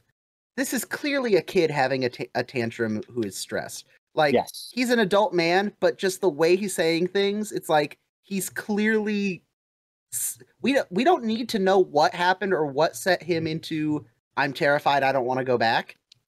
But we don't need to, based on his. Yeah. We don't need it explained because we can see very clearly something's going on that we. Yeah, he doesn't play it over the top, and he doesn't play to the cliches of it. I give John Ritter credit. I have absolutely done this. Either not exactly, but close to this next Frank line we get. Yo, Frank, you okay in there? I'll be playing games with a first-person shooter game with Ethan or other friends, and I'll be in a situation they'll be like, "Hey, Anthony, okay? Oh, you know, I'm just hiding in the corner. I'm fully naked. Private Carter's here. He has a gun." I thought you were going to say, in my head, I will do the, oh. He's got a gun. And I am gonna get on Ethan's good side because Trapper again stepping up in this scene. This is a very interesting little scene for Trapper, but I would say like you would never see, as much as I love Hawkeye, and Hawkeye as like as a 49-year-old saying this, is a hero of mine. I know it's a fictional character, but I love Hawkeye. I love his outlook and his attitude, but you would never see him do this. And it's funny because in the scene, you see him kind of arguing with Trapper, and Trapper is arguing back with him, and kind of like poo-poos him and says, like, I'm going to go do this. Way back when we had, is it Showtime? Is that the one where Trapper loses his... No, it's not Showtime. It's Radar's Report, right? Yes. No. Yep. Whatever episode Trapper loses a patient because the Korean POW knocks Radar's Report. Oh, yeah. Which is one of my favorite Trapper scenes. Really, really good. Trapper and Hawkeye scenes, because I love their dialogue together. Yeah. But yeah, it's one of my favorite because it gives insight into the character of Trapper. But yeah, I mean, and this does too. I mean, this again differentiates Trapper from Hawkeye. Hawkeye is brave in his own way, but not in a physical type of way that Trapper is. Trapper is more of a physical type of character, and this shows it, I think. And then there was another... Although we're skipping over the funny line of... oh, yes. Sydney talking about Frank, I'm sorry, but it's a funny line. I love that they're like, Frank, are you okay? Sure, I'm fine. Presses gun. Well, you're a liar. Yes, I am. Like hell I am. Just saying anything to not get shot at this point. Oh, and Sydney says he's a good man, a great surgeon, and one of the best. And again, Father Mulcahy, who did not appear in this episode either, when Henry says we should get Father Mulcahy, and Hawkeye says, yeah, you can give the truth, Wes. But that's what I love about Sydney. It's like, it doesn't matter what the truth is. I need to tell this kid what he needs to hear right now. What he needs to hear is, hey, that's a person. That's a human being. Let's breathe for a second. Not beating it over the head, not over the top, just, But But yeah, I'm sorry, because I kind of got you off No, track. But yeah, you're good. I'm sorry, Trapper. I mean, he is. I like this. That gives him. I think in later seasons, I don't know. I mean, maybe it would be Hawkeye, but again, I don't see Hawkeye doing this. I don't see him being the more physical type of character who would Mhm. do the I think hero type of play like this. the only time we see Hawkeye get physical is in extreme anger or peril. Yes. The Yep, I only agree. then I can Yep. think of like maybe 2 specific instances where Yep. he met 3. I can think of 2 to 3 specific instances where he attempts or does get moved to the point of physical violence. Yeah. And one of those was his own safety. So Yeah. Very reminiscent of the movie characters where Trapper Yeah. is the one that clobbers Trapper's the man of action. Yeah. Definitely. Yeah. And again, I feel like I said, I mean, I think this episode is really like, if you watch the movie and then watch this episode, you'd be like, okay, I can see where they were like trying to pull from the movie. I do feel like this episode really has a feel of the movie I in would certain love, situations. of all the episodes to see how the movie actors would do it, I would love to see Robert Duvall. I can actually see. I can see yeah. Elliot Maybe not Gould. the shower. Maybe not the shower scene, but Maybe not, but even then, of course I'm a liar. I'd be lying if I said it was. If I wasn't. I'm Would you just like my imagining him sponge? smoking. Would you like my I'm sponge? imagining him like smoking cigars with what's his name, The Godfather With Part 2. And yeah, I with know. Al I would Pacino. love, Yeah. But yeah. I feel like Frank is closer to the movie Frank Burns in this one, Mhm. more than normal anyway. But yeah. But again, like I'm glad this is really like a spotlight for Trapper in this one. I'm glad he gets to be the one who gets the hero play in this one. But I also love, like you said, he argues Hawkeye. Like he does. I don't think it's even an argument. I don't think No, Hawkeye you is don't really hear paying anything. attention. You just see that. You see them like kind of talking to each other, and he kind of like poo-poos He just waves him Hawkeye. off like, I don't have time. Yeah, Like, he waves them off. I'm sure he said like, I'm gonna go do this, and Hawkeye was like, well, I don't know, and he was like, yeah, whatever, I'm gonna do it, like whatever. And he just goes. Of the disarms we see in the show, this is the third best. I can think of my favorite 2, and the top one might surprise you. Yeah, but that's so many seasons away, and I'm upset because it's a really good episode. I really like it. But it's Father Mulcahy, by the way. Oh, yeah. That I really like that episode because I really like his role in that episode. Yeah. It's a good one. Anyway, Anywho. I have to get those little things out periodically in the early seasons, or I'm gonna explode. But we see Trapper does sneak in and disarm Private Carter, and we see that immediately Sydney hops into like, "Hey, you're all right. Let's go this way and remove you from the situation." Excellent. Although I do like when he says, "This guy's waving the flag in my face," and Yeah. it says, "Oh, 1,000 medical personnel, and we had to get Betsy Ross." Yep. It's another great like aside, like funny line that they give to Henry. And for a minute, Hawkeye and Trapper show concern for Frank, and you think Frank's gonna be like, Well, I do thankful like of when the help. Hawkeye, it keeps in character when he gets the gun and moves it, where he like kind of like handles it like it's like Yeah, almost he's holding with radioactive. like 2 But, like, fingers and just sets Yeah, it but down. that like keeps with his character, as we'll Yep. see as the series progresses. Like, you I know, don't want that's this. great. And he's like, I do not like this, and again, I don't know if I'm like that much anti-gun. There is one episode. I am very much like both sides, but I did, and I'm not stealing this, but I'm also this for people who also listen to Mashcast by Rob Kelly. I know he has mentioned this.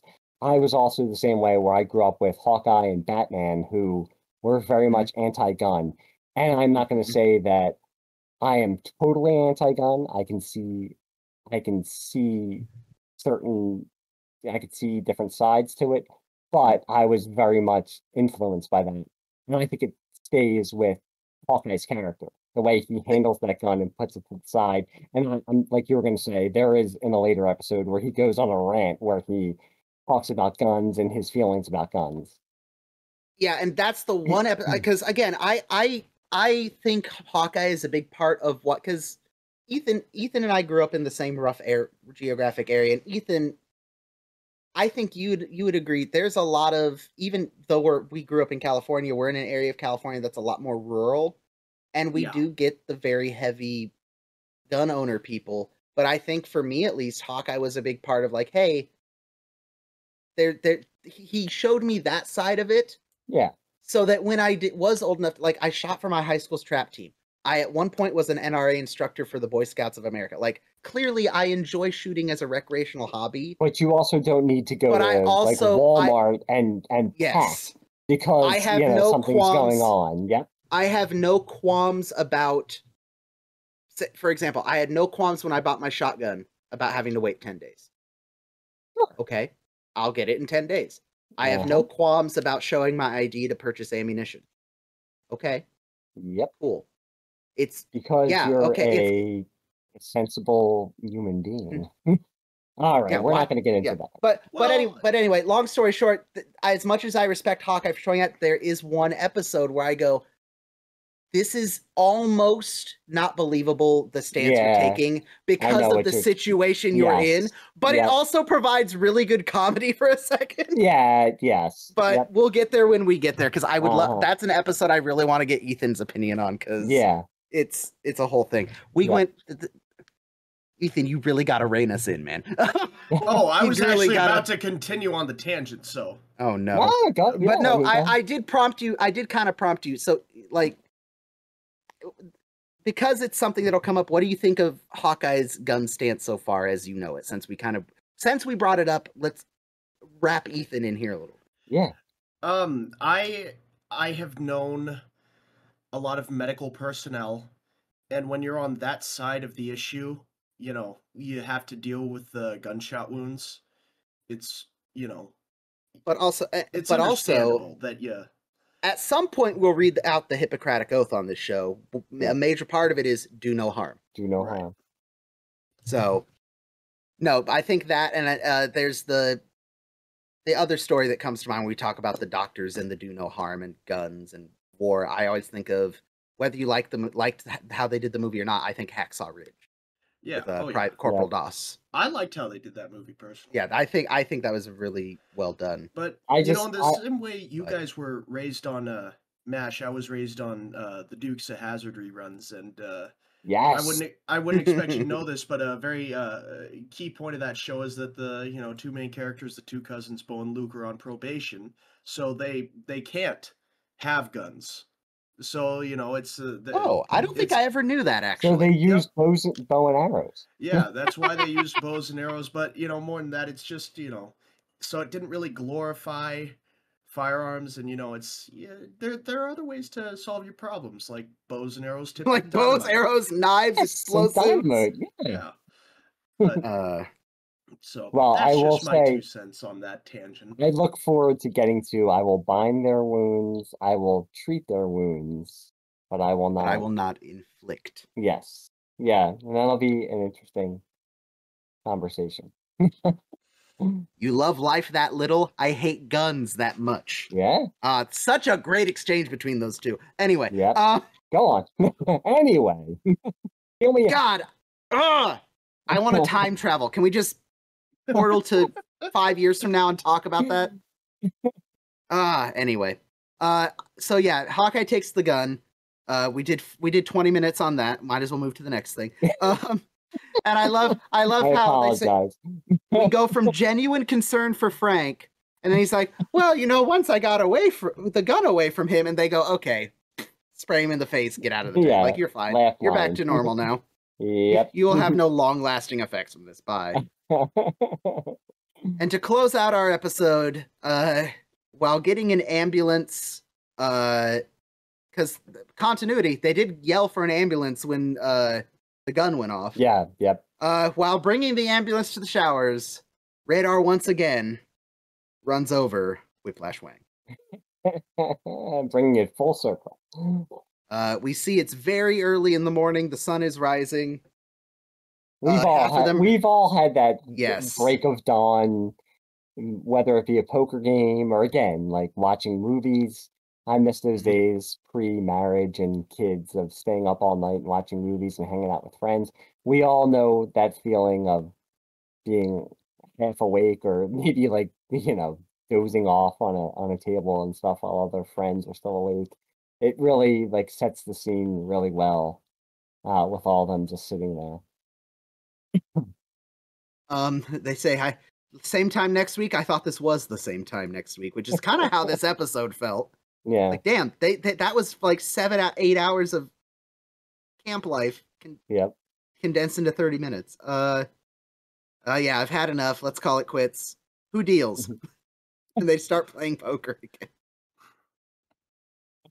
Yeah, deal me out. Probably, and we'll talk about it when we talk about audience ratings. Probably the best MASH episode, I mean, I will say or at least one of. I watched this 3 times within the last 48 hours and never got tired of it. Yeah, And 100%. well, make it 4 times because I was watching while we were recording this, and still never get tired of it. It's still hilarious. So I'd probably say it's in my top 5 because I just never get tired. Yeah, it's.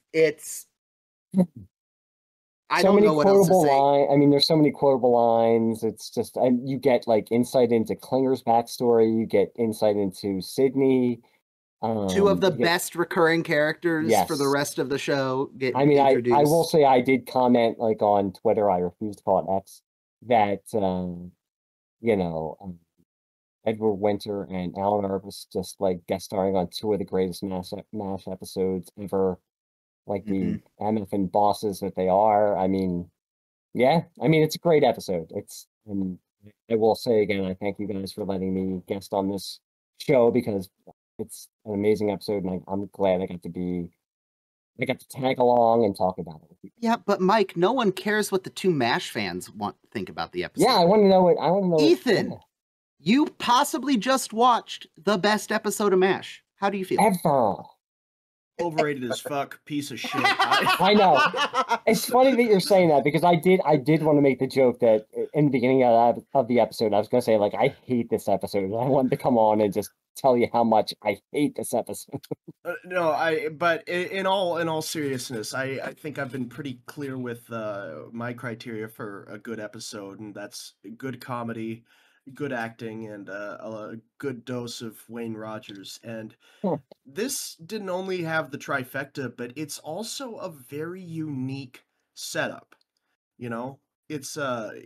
It's just a good. I don't even know how to properly describe the flow of the episode, but it's done so perfectly well.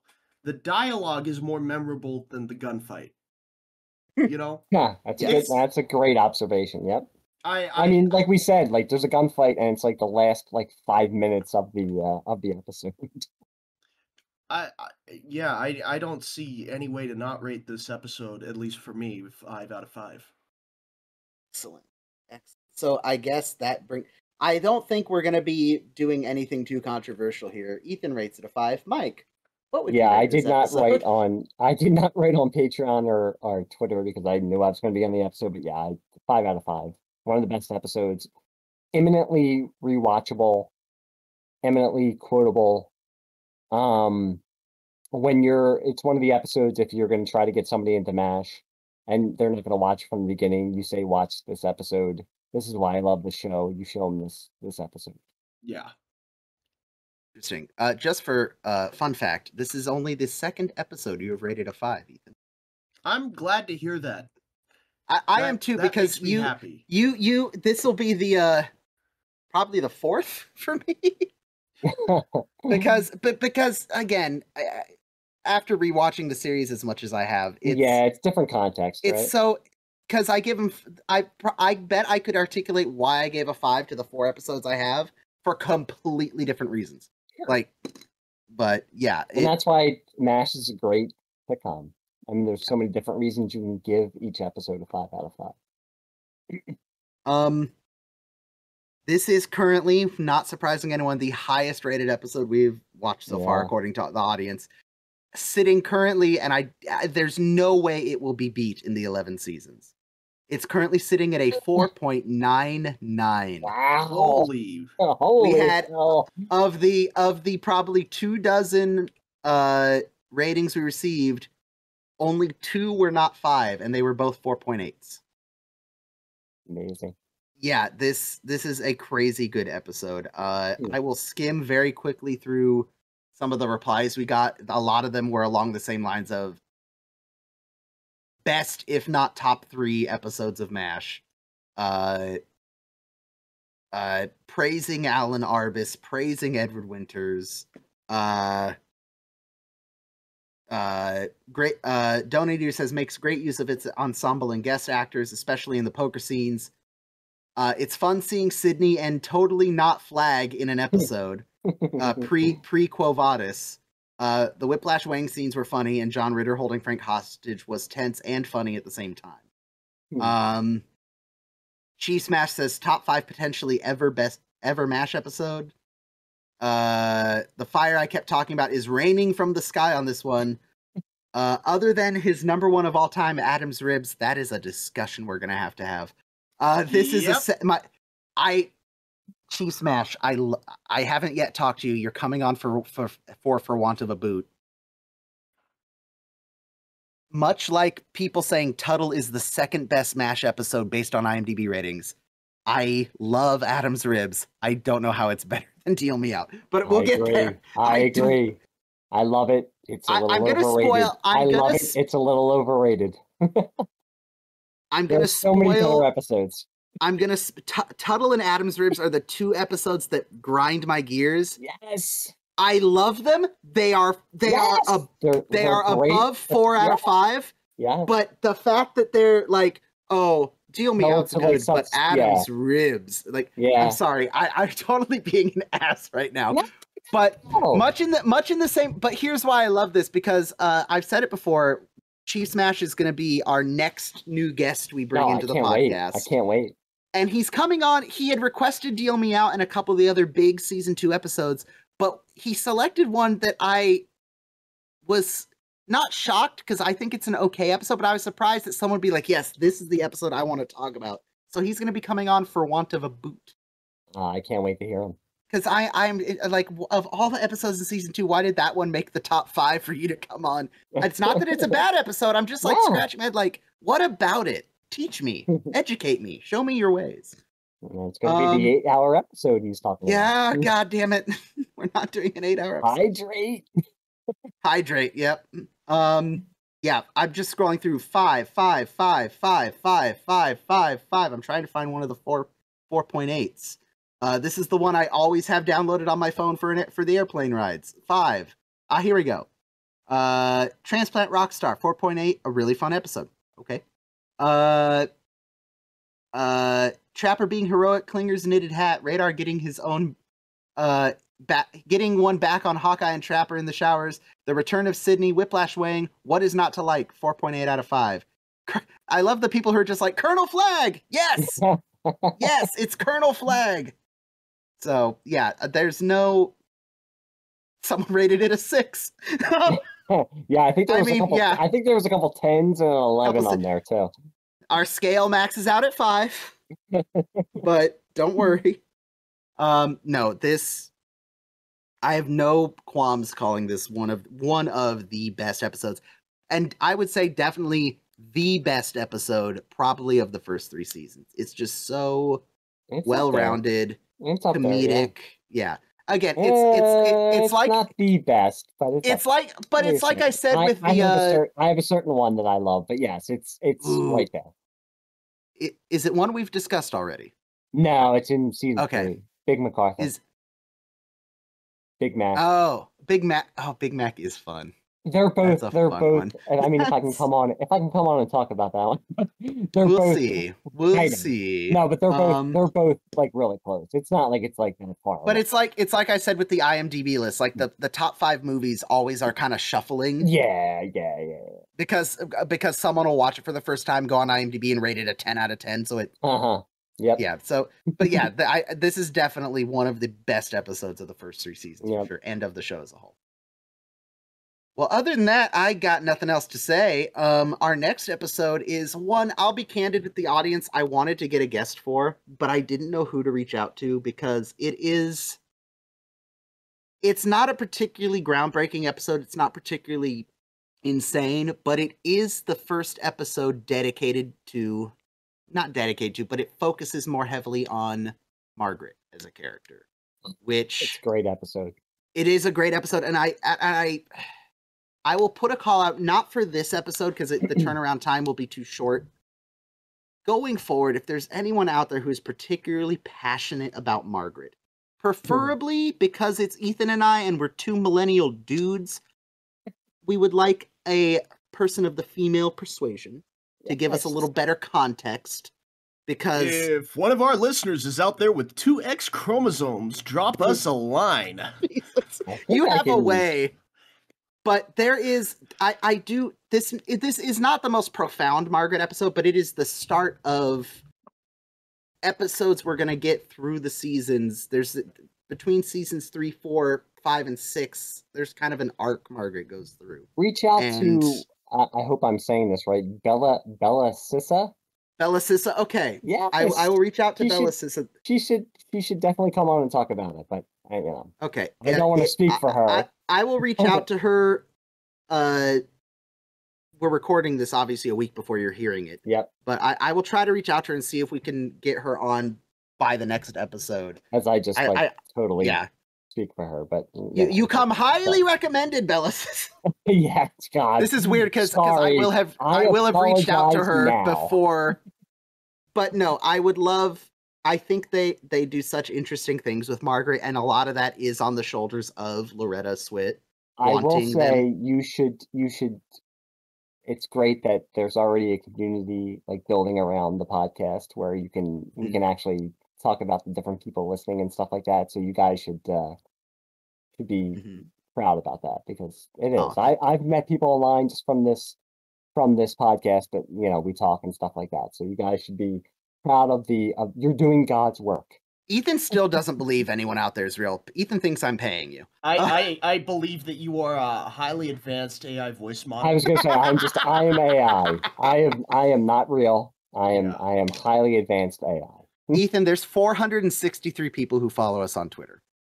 Jesus Christ. We have a small high school gymnasium worth of people. We have the entire populace of my high school.